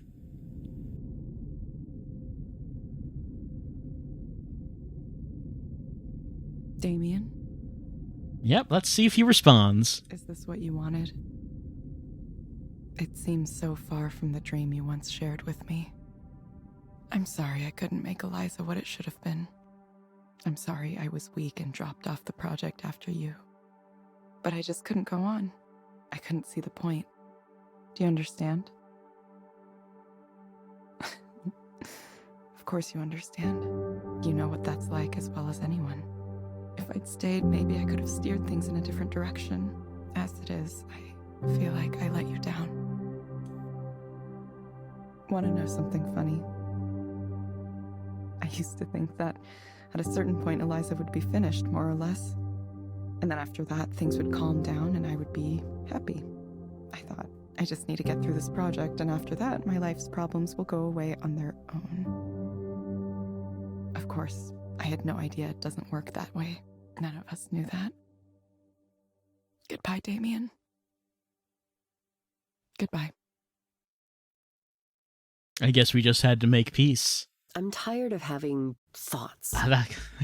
That is a hell of a way to start this session, Maya. I've been daydreaming about getting rid of everything I own and becoming a nomad. Look, you should probably talk to Soren. It sounds like his invention is for you. Just wandering the country with a sketchbook or something. All right, that's not bad. I kind of like this idea. You do need to have a pretty good amount of money to support yourself if that's what you're going to do. But I kind of like this idea. I think mostly I need to get out of this city. Something about it isn't agreeing with me. Yeah, it could be just a change of scene. Sometimes that can really help.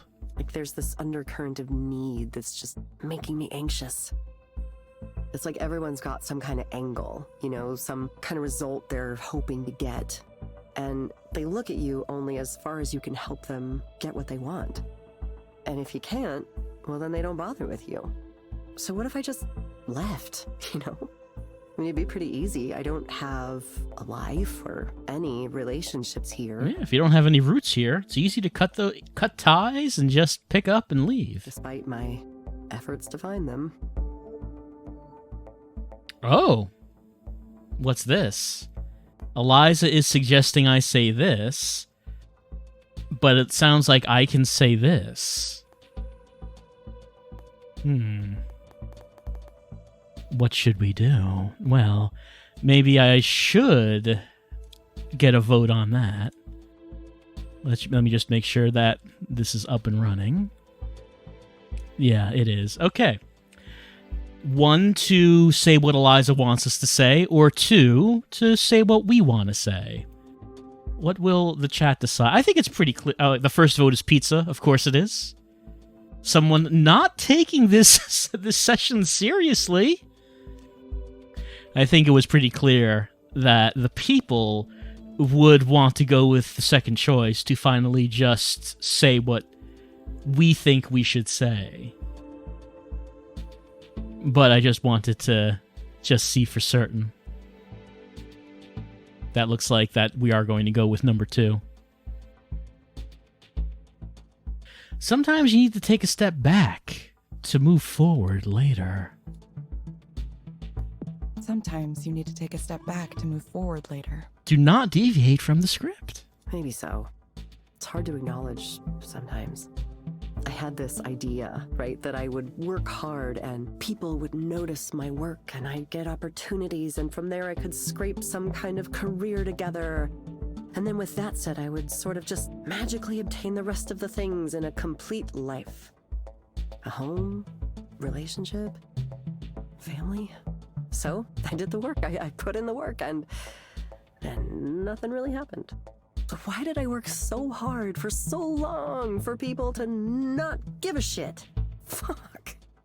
Every night I sat and cried because people ignored me. Like they went out of their way to ignore me and praise others.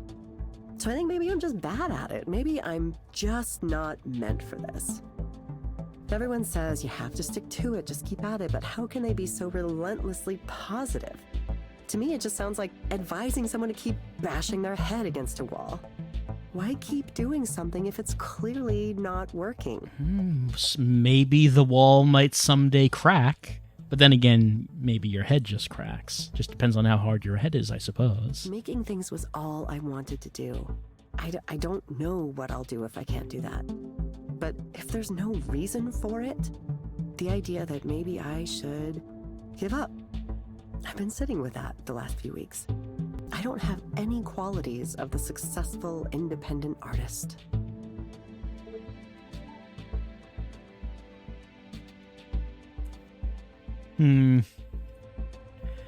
Let's put this one up for another vote.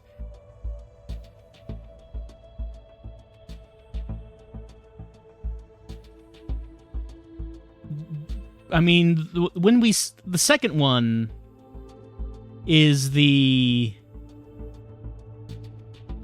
might as well keep deviating. We could deviate, but the second one is, I mean, it's questionable as to whether or not she actually does, is the thing. I'm not sure. I do like the idea of deviating. I'm just not sure if this second line is accurate. It seems like that the vote disparity, the difference, is a little closer, but people are still saying we should go with number 2. So I guess we're gonna go with number 2. Except that you do. You totally do. I mean, I'd love to think so, but what are they? People just don't seem to like me or my art very much. And I'm bad at knowing what people want to see. I don't have a fallback income or a family to support me. Those are real disadvantages, you know? It gets overwhelming sometimes. Eliza, are you just gonna tell me to stick to it no matter what, like one of those unbearably perky artists famous on social media?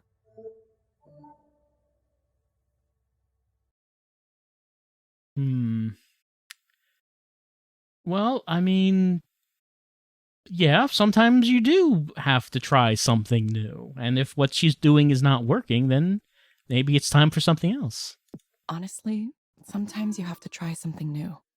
Yeah, exactly. I mean, I'm in that headspace right now for sure. I think, you know, I had this really fixed idea of what success was supposed to look like. I tortured myself every day wondering why I couldn't get the traction others were getting. Now, I'm beginning to realize that I can either stay mad at everything forever, or I can move on.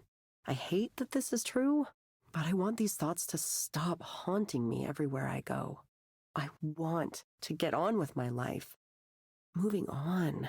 I think that's the more healthy thing in the end. It's still painful, though.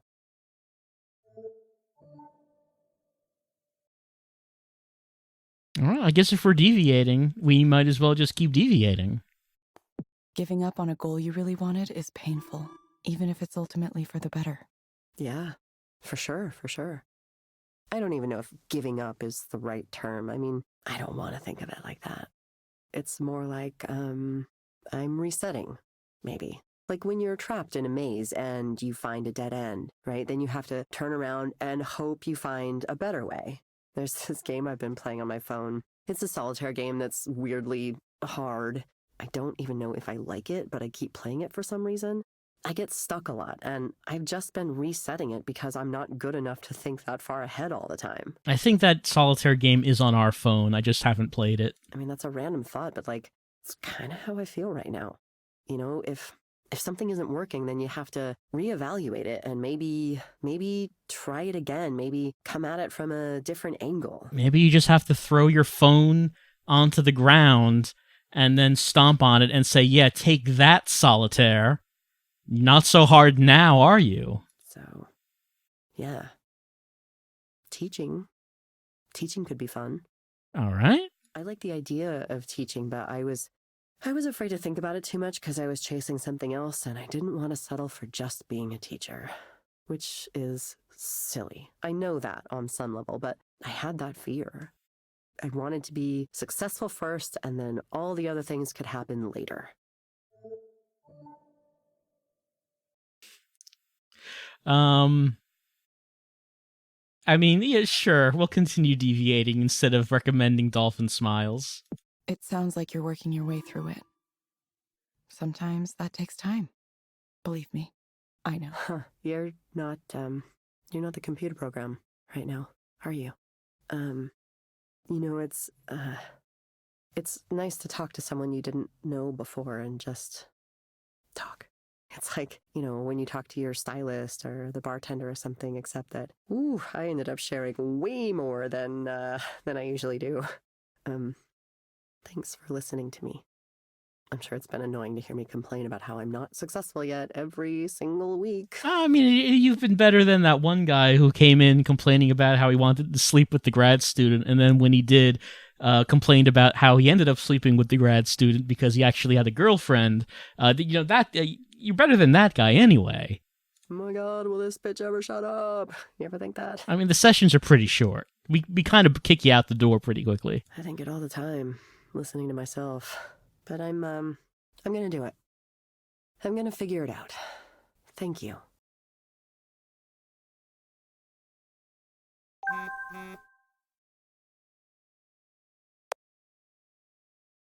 She's been getting a bunch of alerts. So kind of experiment? I see something like that. Yeah, let's call it an experiment. We're testing the system.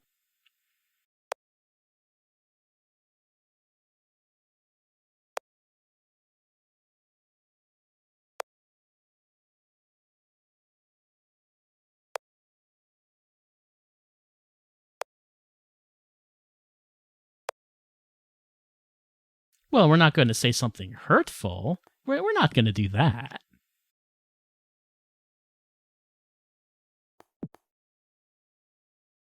It's an odd feeling. Should we keep doing this? What's Nora have to say? Absolutely.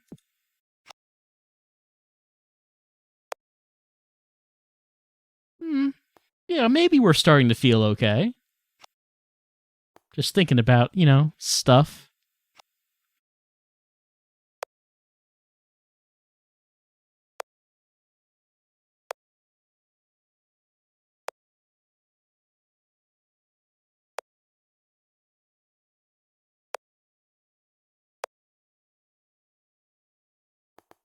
Evie?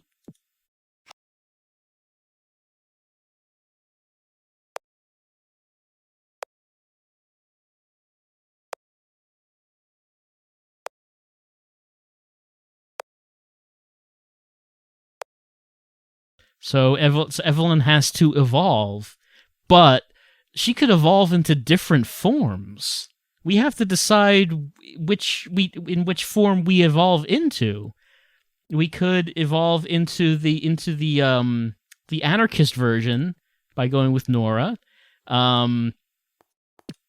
We could evolve into the megalomaniacal version by going with Raynor, or we could evolve into the one that tries to kill the world's pain by going with Soren. Seems to be our options. Oh yeah, it's you. You're dying to know how this sad little love triangle turned out. Oh, I'm just bursting to know. No, I suppose it wasn't technically a love triangle. More like I accidentally cheated on my girlfriend because I was smitten with another woman in my class. Yeah, let's not call it a triangle. There's Doom, okay? Doom. Absolute destruction. Oh, it didn't turn out well? Destroyed me. But it's not her fault. It's mine. I wanted it, after all. Like a moth to a flame. Yeah, I mean, it was kind of all you. Sylvia, I can't not think of her. Every day. Every night. I miss her. I miss her so dearly. These are very unoriginal, cliched sentiments, but I can't get away from them. Are you gonna write that book you were talking about a man who was destroyed by romance? Because it sounds like that's happening right now. I suppose I've neglected to tell you any of the intervening events. Mm-hmm. So to be brief, Liz found out on her own about what happened, broke up with me before I could explain myself, and then Sylvia apparently lost interest in me as well. Oh, bad end. So, there you have it. I'm finished. Finito! A nice, pat-tragic story. Open and close. Please applaud now. No applause? Fine. Anyway, it's fine. It'll be fine. I'll be fine. I'm fine.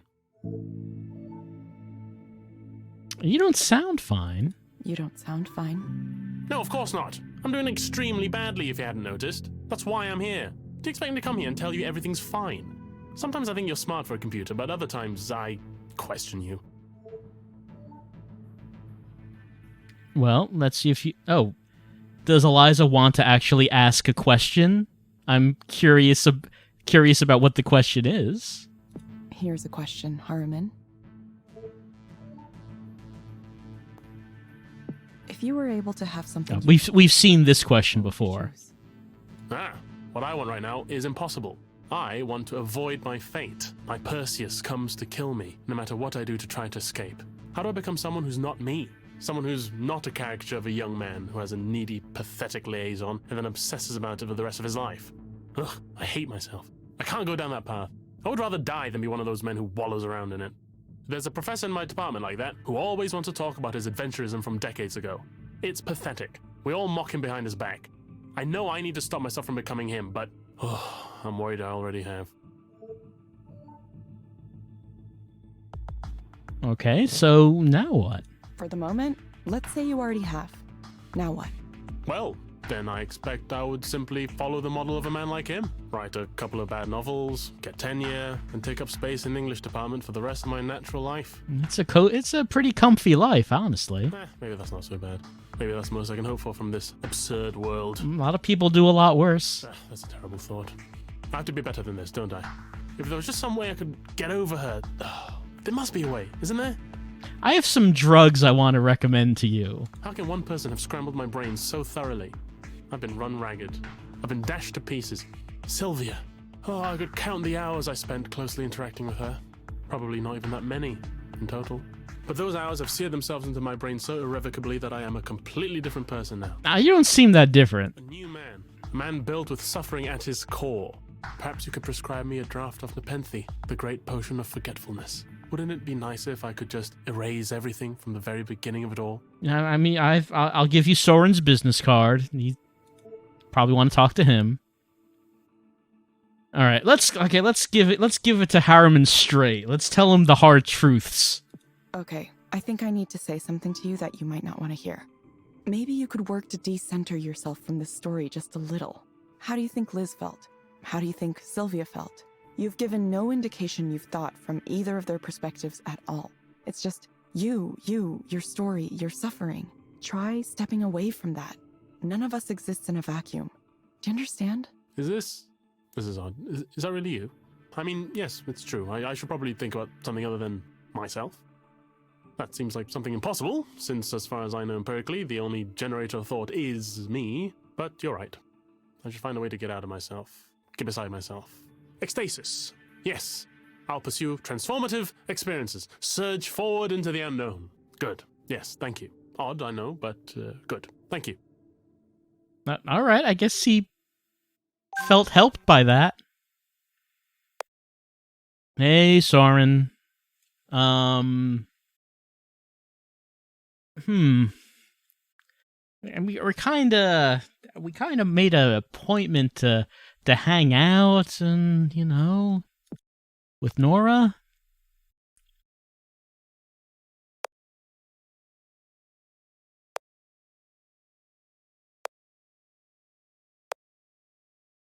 Things are moving very fast. Yeah, we're gonna have to make that decision. How about Raynor? You're playing a dangerous game here. So you are keeping tabs on me.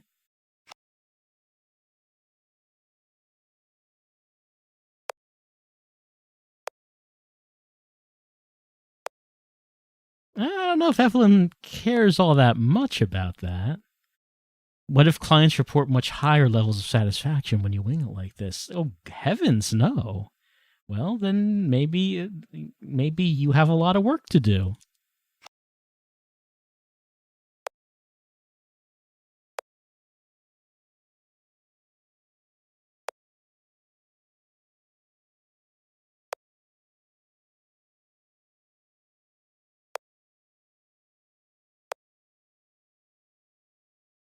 I mean, no, it wasn't. Sorry.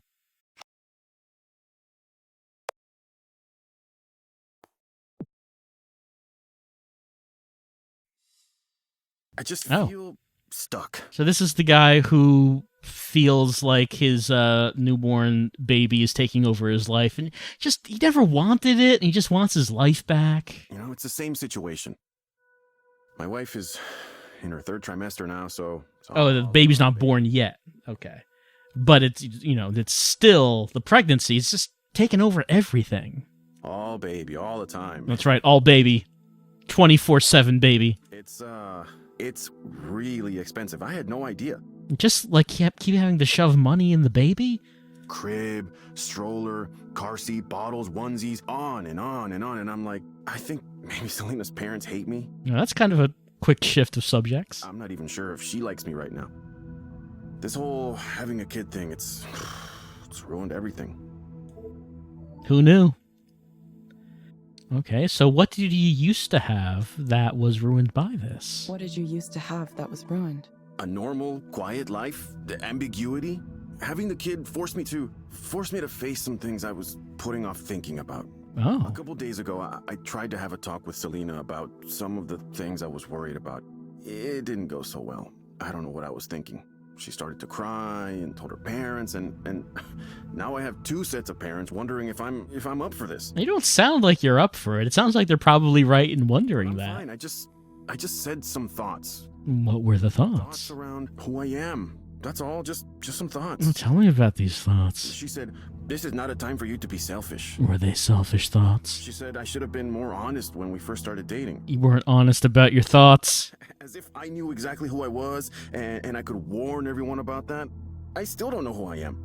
If I look back, I can see I always suspected that I wasn't really the type to settle down with a wife and kids. Actually, I was prepared to have a life just by myself. Yeah, I mean, there's a bunch of people here just having lives by themselves. Actually, like, I think this is the only client we have that has problems involving a significant other. Like, basically everyone else we talk to is alone. It was difficult to imagine others would accept me, but including Evelyn. But then I met Selena, and she was cool, you know? I went out with her, and we started a relationship, and things seemed good. And I wanted her to stay with me, so maybe I didn't reveal enough. But it's not like I knew for sure then, you know? I really didn't. I thought things would be okay as long as I went down the path I was supposed to be on. So the relationship kept moving forward, one thing led to another, and then I got married to her. It was like I was on autopilot. It's possible I thought I could ignore the other stuff, and I don't know, eventually it would go away. Well, what are the parts you thought you could ignore? What are the parts you thought you could ignore? I don't want to talk about that. I just have this side to me that I haven't told anyone about, that's all. And I've been feeling that side stronger than ever. I don't know why. I wish I could stop it. It's the worst timing possible. I can't do this, you know, but I have to. I have to. I can't believe I've gotten myself into this situation. I pretended to be a normal person for her sake. I wish I hadn't been so good at pretending. What would happen if you didn't pretend anymore? What would happen if you didn't pretend anymore? Well, then I would just be whoever I felt like. I would be someone else. I wouldn't be in the situation I'm in now. I wouldn't be ruining all these lives. Selena's life, her child's life, our parents' lives. It's not their fault they got stuck with me. I'm the one bringing it all down. How did I let this happen? I'm a shitty person. Well, yeah, he's worried about the harm that he's causing others. I mean, that's a good sign. He's not really thinking about himself. He's thinking about the hurt that he's causing others. I understand you're worried about the harm you might cause others. But do you really think this is the best way to cause less harm for everyone? I can't think of another way. The problem here is me. It's so obvious. If I were just normal, you know, a normal guy, why can't I just be a normal guy? Whatever I want personally just doesn't matter here, you know? I have a family to protect now. That has to take priority over everything else. But that would mean he would have to continue to suffer. And you'll continue to suffer? Well, yeah, that's what men do. I made a promise, and now I have a responsibility. It's a promise from a man, the most manly promise of all. Society only works because people accept responsibility and follow through on their promises. If everyone just did what they wanted to all the time, the world would collapse. It would be a disaster. We all want things we shouldn't actually have. That's why I need to reject these other voices and stay on the right path. I see. I understand what's happening now. He's been possessed by the spirit of an ancient pharaoh who sometimes takes over and plays card games with the fate of souls on the line. He's been trying to resist it all this time. But now that he has a family, he is starting to have a baby, he has to come to grips with the spirit of the pharaoh living within him. I'm going to be good, and I'm going to stay good. I won't let all these people's lives be thrown into chaos because of my selfishness. I owe it to them to be the man I'm supposed to be. I'm not about to let anyone down because of some noise in my brain. You keep saying it's time to duel. I have to ignore that noise. And you're sure you'll be able to keep ignoring what's bothering you? Well, I have to. I have no choice. I'm already in trouble for making an attempt to talk about it, so I made the mistake once. But I think Selena and her family are willing to pretend it never happened. And as long as it never happens again, and as long as we just move on like everything's normal. Maybe if you can prescribe me something to, I don't know, make me feel better about all this. Make me okay with the way things are, the way they need to be.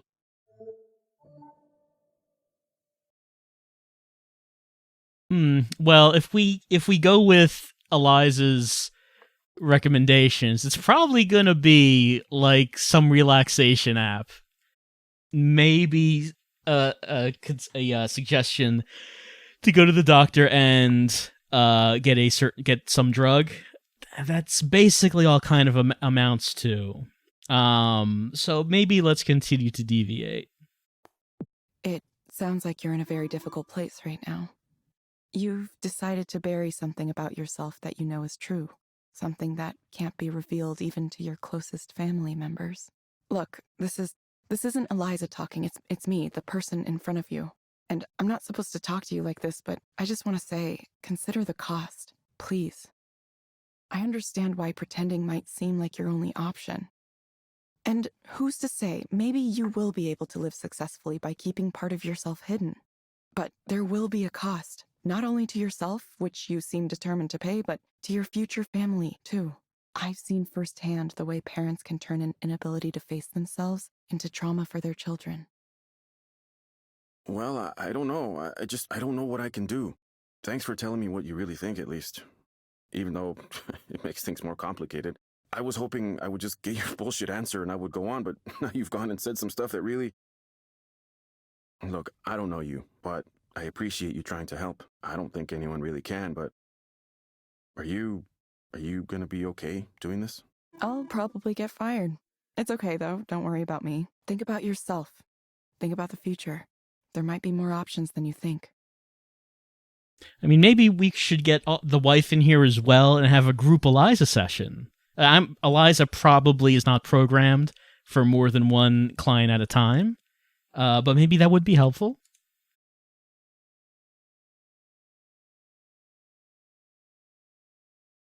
Let's look at the room. Here's a chair. This chair is deviating from the script. How do I feel about it? What happens now? Nothing else to look at, but we do have a phone. Let's see. Something in the Swift mail. Here's Allison. Apologies in advance for the awkwardness here. Not even sure I have the right email address, but anyway, here goes. Dear Evelyn, several years ago you came and visited Professor Ralston's class to describe the research work you were doing at Skanda. I was in that class, and of all the guest speakers we had, your words struck a deep chord with me. The moment you explained what drove you to create your listening machines, as you called them at the time, I finally knew what I was going to do with my life. I was a junior then, and now I'm a grad student at the UW Reality Lab, studying ways we can infer contextual information at the sentence level. It's small-scale stuff and nothing compared to what you were doing, but the hope of contributing in my own, however limited way, is what keeps me motivated through the hardships. Ever since I heard you left Skanda and went off the grid a while ago, I often wonder what happened to you.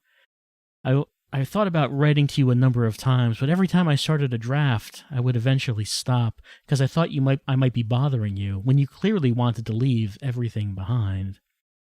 I finally worked up the nerve this afternoon after a group of high school students came through the lab on a tour. Speaking to the kids, I realized that each of us pays forward our outreach, linking us in a chain that stretches backward and forward in time. That's why it's so important for me to be able to express my appreciation. You inspired me, and you continue to do so. Thank you, Allie. P.S. No need to reply. I'm sure you're either still off the grid or else you're super busy on some secret amazing new project. Well, that's nice. Sometimes it can feel nice for someone to reach out and tell you that they appreciate what you've done. Oh, deactivation warning. We may be deactivated as an Eliza proxy soon. We got 2 infractions. We deviated from the script. Deactivation notice. All right, we have been deactivated. We can no longer do this weird job of reciting what a computer is saying to people. All right, so we've been fired.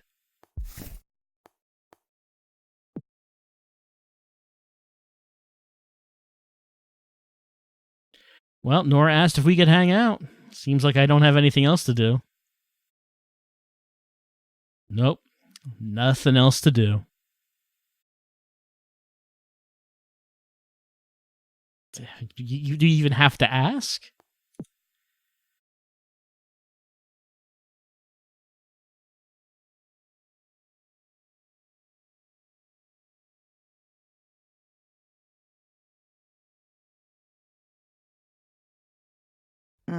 You know what I wish?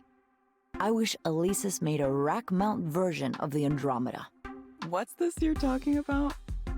Sorry. The Andromeda was like a synth that was like, just this real beast, you know? 16 voices with analog oscillators, analog filters. Go on. How can I describe it? It has this great fat American sound. Oh, I love it so much. We all love that great fat American sound. But the keyboard is heavy and hard to carry around. So I wish they put it in a box. Don't look at me like that. Yes, this is what I do all day. I stay inside my flat, buried in my synths and techno toys. To be honest, it's been a strange feeling lately. Like, wow, this is really what I do for my living. I don't get invited to attend events and give talks much anymore. The industry moved on. They mostly ignore me now. The people I used to know, they don't stay in contact. I'm not useful to know anymore. It's like the establishment is a big bus pulling away from me. And I'm standing by the side of the street watching it drive away. Well, yeah, sometimes you just don't want to be on the bus anymore. But you know, I'm happy with this.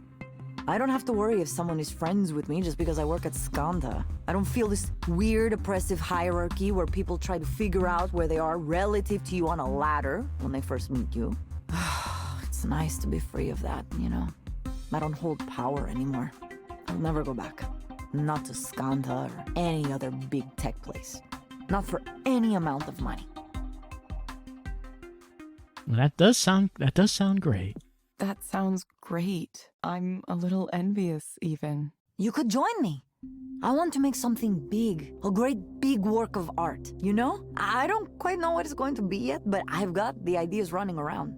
Evelyn, what if we work together on it? I feel like we could accomplish a lot working together, no? Well, you don't need silly guys like Soren or Rainer.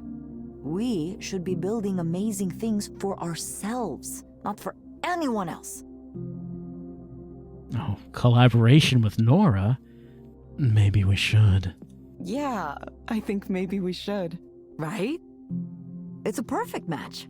Maybe we can make an installation. I have a friend looking for something to do with this warehouse space in Sodo that would be perfect for some kind of location-based experience. Or maybe I could make music, and you could come up with a visual engine that we could perform together. We'd have to come up with a band name. Oh, wait. I just had an incredible idea. Hold on. Okay, listen to this. What if we created an open source version of the Eliza core? Yeah, release it on GitHub, and then Rainer's Eliza is worthless. Get that software into the hands of the people, where it belongs, not owned and controlled by a big company. That might make Rainer angry. Wouldn't that be great? Maybe the Humanitarian Software Foundation would help us. Couldn't you see them getting on board with this idea? It's an interesting thought, just because we would like to make Rainer angry. That's an interesting thought. Evelyn, being around you is really nice. You make me feel so calm, like everything is going to be okay. I know you have things to do and plans and so on, but whatever you decide, I hope we could still hang out together. Yeah, I'd really like to. Yeah, I'd really like to. I don't know why we never did this before. Too busy, I guess. Or maybe we weren't ready. Ready? People change. Situations change. Well, I'm ready now. I'm sorry it took so long. Sometimes I forget there are people who care. Evelyn, you could stay over one night. I mean, if you wanted. Oh, a sleepover? Like, we could, eat cereal and watch anime all night. I mean, that's how sleepovers work, right? That's how I remember it anyway. It doesn't have to be tonight, of course. Just if you feel like it. Maybe I could. Maybe I will. Sometime.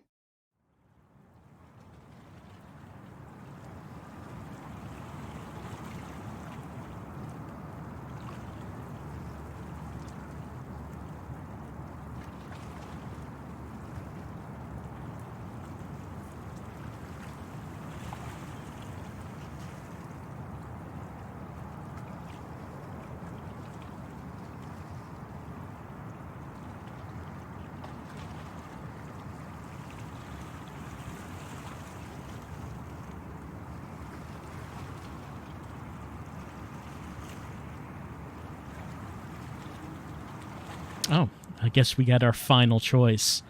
I assume it's the final choice. It looks like it is. We can return to Skanda and work up for Raynor on developing Eliza. We can join Soren at his startup and attempt to end human suffering. Continue to work as a proxy with Ray. I mean, I don't know if we have that option. I don't think we do. Until we're a licensed counselor. Forge an independent path and pursue art alongside Nora. Leave everything behind. So Eevee has the opportunity to evolve into 5 different Pokemon.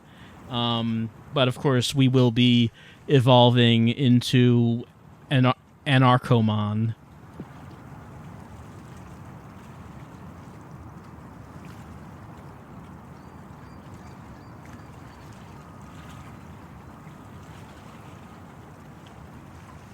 Yeah, that music lesson.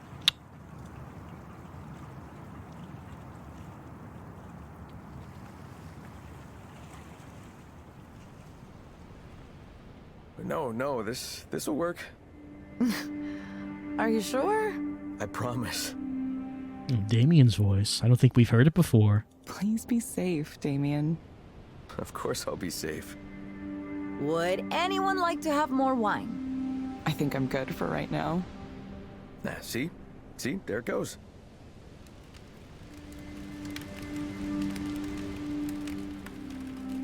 A camping trip from years ago. Remembering those good times when Damien was still alive. And we all had dreams of changing the world with our chatbot. Fire. Agent of destruction and creation. Something nice about a campfire deep in the woods, isn't there? Yeah. Hey, thanks for coming out here with me. I know camping isn't really your thing. Well, I mean, not Evelyn's thing, but I don't know about you, Nora. Maybe a couple times. When I was a kid. I thought maybe since we're in pretty deep on all the things we're working on right now, we could all use it. Because I used to, when things got really bad, I'd come out into the woods and just be there. And it helped me. So I thought, maybe it would help you too. I don't know if it'll inspire you or what, but if more people could experience something like this, something with the same meaning it holds for me. It is nice. Honestly, I've been doing all right. Better than before, that's for sure. Finals are soon, but I'm not too worried. Well, Evelyn's got her dissertation to finish up. Oh, how's that going, Evelyn? Oh, Nora. Nah, I know. You're not supposed to ask how the dissertation is going. Is that a rule? Pour me that drink anytime. Hey, see? Yes, let's have a drink. I'm still kind of freezing, even with this fire going.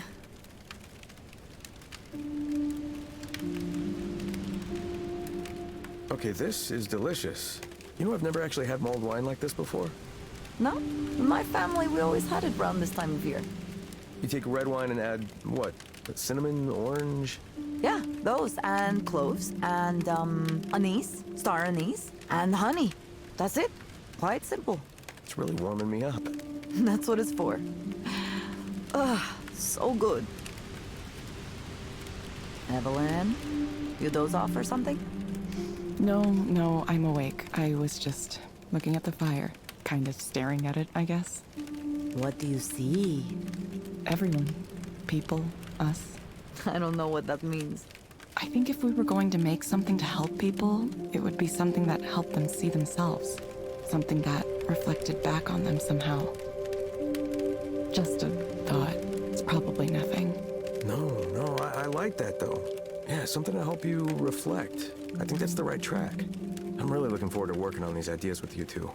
I'm also looking forward to just staying seated in a chair for days on end. You know, maybe I should get stand up and walk around and get the blood flowing in the legs. You know, might be a good idea. Just as soon as all this nonsense with school is over.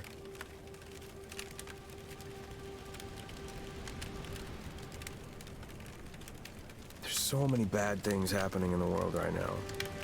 But I don't know, somehow, for some reason, I feel like the future is going to be okay.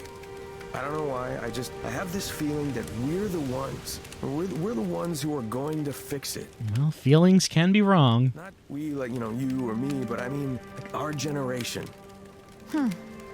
Perhaps. Yeah, maybe. Maybe. Maybe we will. The important thing is to try. I feel like that's what we're meant to do. We're meant to try. Sometimes you get tired of trying. Well, at least I do. I wonder what things will be like 10 or 20 years from now. I can't wait to be alive to see it. You know, will we have achieved our goals? What would we say to each other? What would we say to our younger selves? The future we want, the future we're trying to create, did it even happen? Future selves, tell us if it happened, okay? Come back in time, just tell us that you made it happen, please. Damien, It's the wine. it's more than just the wine. I'm just interested in the future, that's all. Wait, why am I spending my time making this chatbot? I should be working on a time machine. My future, your future, humanity's future. Of course, right now, the only future I can picture is the headache I'm gonna have tomorrow morning, but... No reason to worry about it now. You know what, you're right. I'll have some more. Of course. I think I'm passing out. Well, it is pretty late. Good night, Evelyn. All right, good night, Evelyn. Hey, I know you've been working hard, so have a good rest, okay? You deserve it. Okay, we're going to start with the basic waveforms. Honestly, it would have been better if when we heard Damien's dialogue, it was just rewording the things people said and asking it back to them. What a twist. It was Damien's brain powering Eliza the whole time. Let's see what our phone says. Swift mail. One Mind 3.0. Dear Evelyn, thank you for submitting a talk proposal for One Mind 3.0. Through a review where Eliza reappraised concerns and dangers inherent to computer-assisted therapy was not selected. All right, so they're not going to accept our talk about how Eliza kind of sucks. Turning traitor. You think you're so smart, but you're not. Women like you have nothing better to do than to criticize because you can't create on your own. Enjoy your life being a shrill harpy no one wants to listen to, says the Rational Mind 20. I don't think there was anything else there. All right, start with the waveforms. An analog oscillator can generate several different basic waveforms, and each has a different sound to it. That's a sine wave.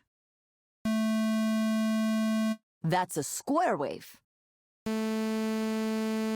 That's a sawtooth wave.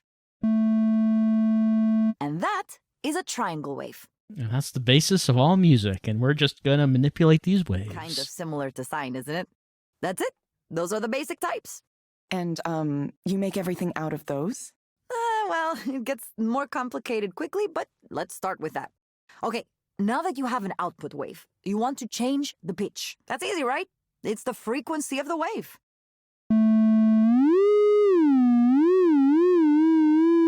And then you have the amplitude of the wave. To shape the sound to make it more like a note and less like a constant tone, we can put an envelope on it. Let me hook that up really quick. So this module here is a standard ADSR envelope. ADSR? You're going too fast. Attack, decay, sustain, release. Very simple. The simplest kind of envelope, really. I need to, write all this down or something. No. You'll learn it in no time. Nora, you just went through 10 different concepts and I didn't get any of them. Here, let me just put an envelope on this. And a filter, and a filter envelope. Nora. Listen to this. And boom, music. See? It sounds like a musical instrument now. And all it is an oscillator shaped by envelopes and filters and driven by a loop sequencer. Okay, but I don't know how you turn those beeps into that. You just need to start playing with it. But I don't know anything yet. Nora, I'll put my hands on the knobs and maybe you can guide them. Yes, you do. You know the basics. Just start playing around. Come on, Evelyn. Try to experiment, okay? Don't worry about expertise or sounding good or whatever. It's supposed to be fun. So have fun!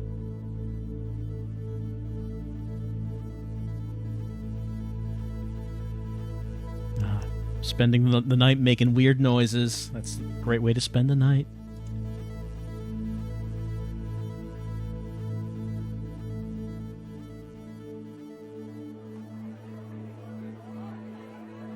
Something's in the air.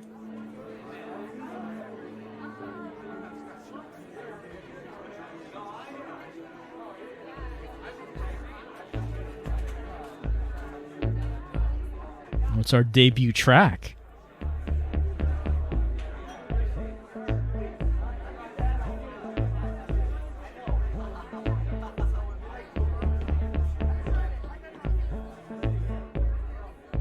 I mean, how have we been supporting ourselves for the past 3 years? We must have something.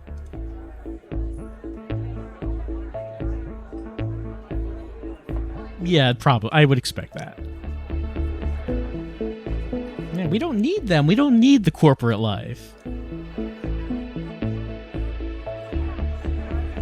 Isn't this a beautiful track, everyone? It's the very first track ever by this girl right here.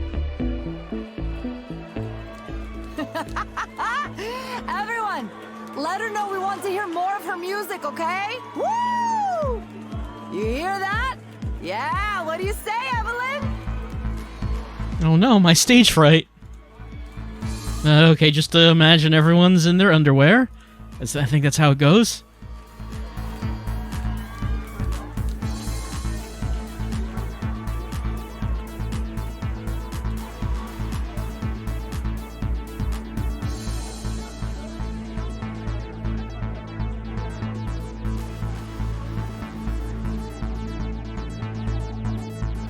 I don't understand any of this, but I'm in love with it. Tonight, I'm in love with everyone, everything, even myself. Maybe I could learn to love myself. I've never felt like this before, and I have no idea what I did to deserve it. But for the moment, I'm filled only with gratitude. Thank you. Thank you for everything that led me to this place right here, this moment. Thank you.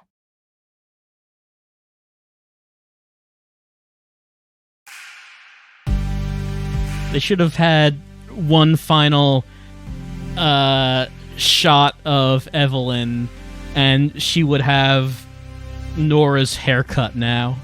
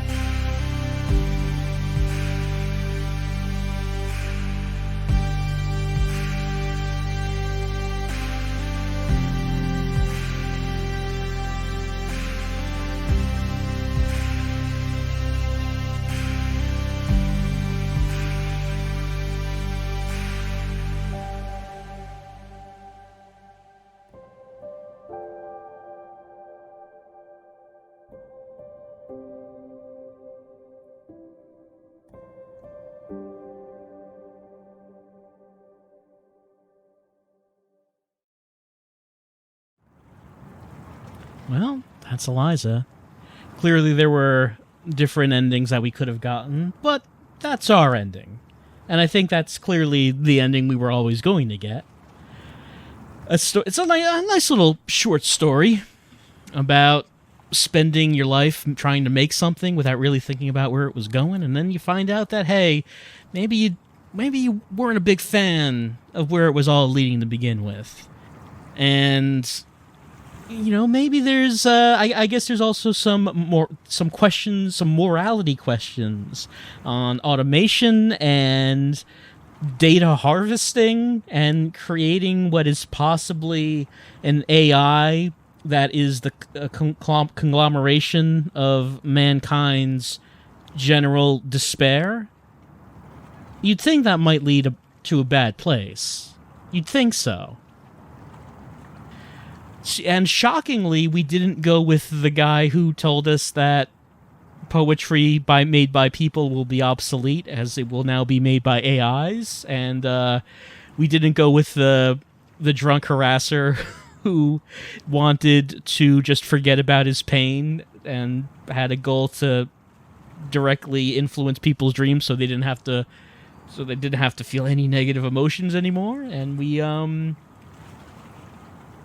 didn't. I mean, I guess we could have had the true depression ending, in which we decided to do nothing, because that was an option. That was an option to go with. But I mean, obviously, from the first part that we met Nora, it was quite clear that she would be the fun option, and that she would be the one that perhaps would feel the most positive to go with. As I mean, who really wants to go back to the corporate world? There's nothing about it that's really all that inviting. And the path Nora took does sort of represent, I guess you could say, the freedom ending, as you break away from the corporate world and all that structure, and just try to go off and do whatever you want to do without having to worry about anything else. But as had been mentioned by Ray, you do need to have a fair amount of money already in order to make that possible for yourself. And Nora, of course, was only able to do it because she had made her money working for Skanda previously. But hey, that's all in the past. We should take advantage of the opportunity that is in front of us now. And we did. And we had a sleepover where we learned how to make electronic music. And now we're in a band with Nora, and we have to think up a cool name, obviously. And clearly that was going to be the best ending. Well, that's been Eliza. I was playing this because, obviously, I mean, of course, Zachtronics usually makes more puzzle games based on structures and systems. And their games do tend to have visual novel-style cutscenes, like Opus Magnum definitely did. But this was a release of a game that was just that, just the visual novel part without the puzzles part, and I thought that would be interesting. I'd like to see what it was that they did, and I enjoyed it. It was very low-key, very grounded. There was no, big twist, If you expected that this was going to be a horror game, or that there was going to be a part where Eliza would come to life, and then we would have to have the philosophical duel with her at the end to cause her to self-destruct, nothing like that happened. It was just, we have this new system that people are using as a substitute for real counseling because it's cheap and it's easy and convenient, and we saw how it worked and how it really didn't work. And it was getting real popular anyway, and we had to face the idea that maybe what we made was a mistake, and it had to build up to the point where we could make a choice. We had to drag ourselves out of our depression, decide to rejoin the world, and decide what direction we were going to do. So it was a pretty grounded, low-key story, a quiet story, a subdued story, and I enjoyed it. You don't always need everything to be big and loud and exciting. Sometimes it's nice to just take things a bit slow, take things a bit quiet, and that's what Eliza did. Is this title screen, brighter? I think the title screen previously was more overcast and darker. I think this one might be lighter, like the sun is rising for Evie, who is now evolved into one of her potential forms. I don't know if that was a deliberate reference. It sounds like it might have been. But that's been Eliza, visual novel by Zachtronics. And I guess we've reached the end. We could look at other endings, but honestly, that was the ending that I wanted to get. That was our ending. And I feel satisfied with that. So, have a good night. And we'll say goodbye to our hopelessly ineffectual AI counseling partner, Eliza. Have a good night.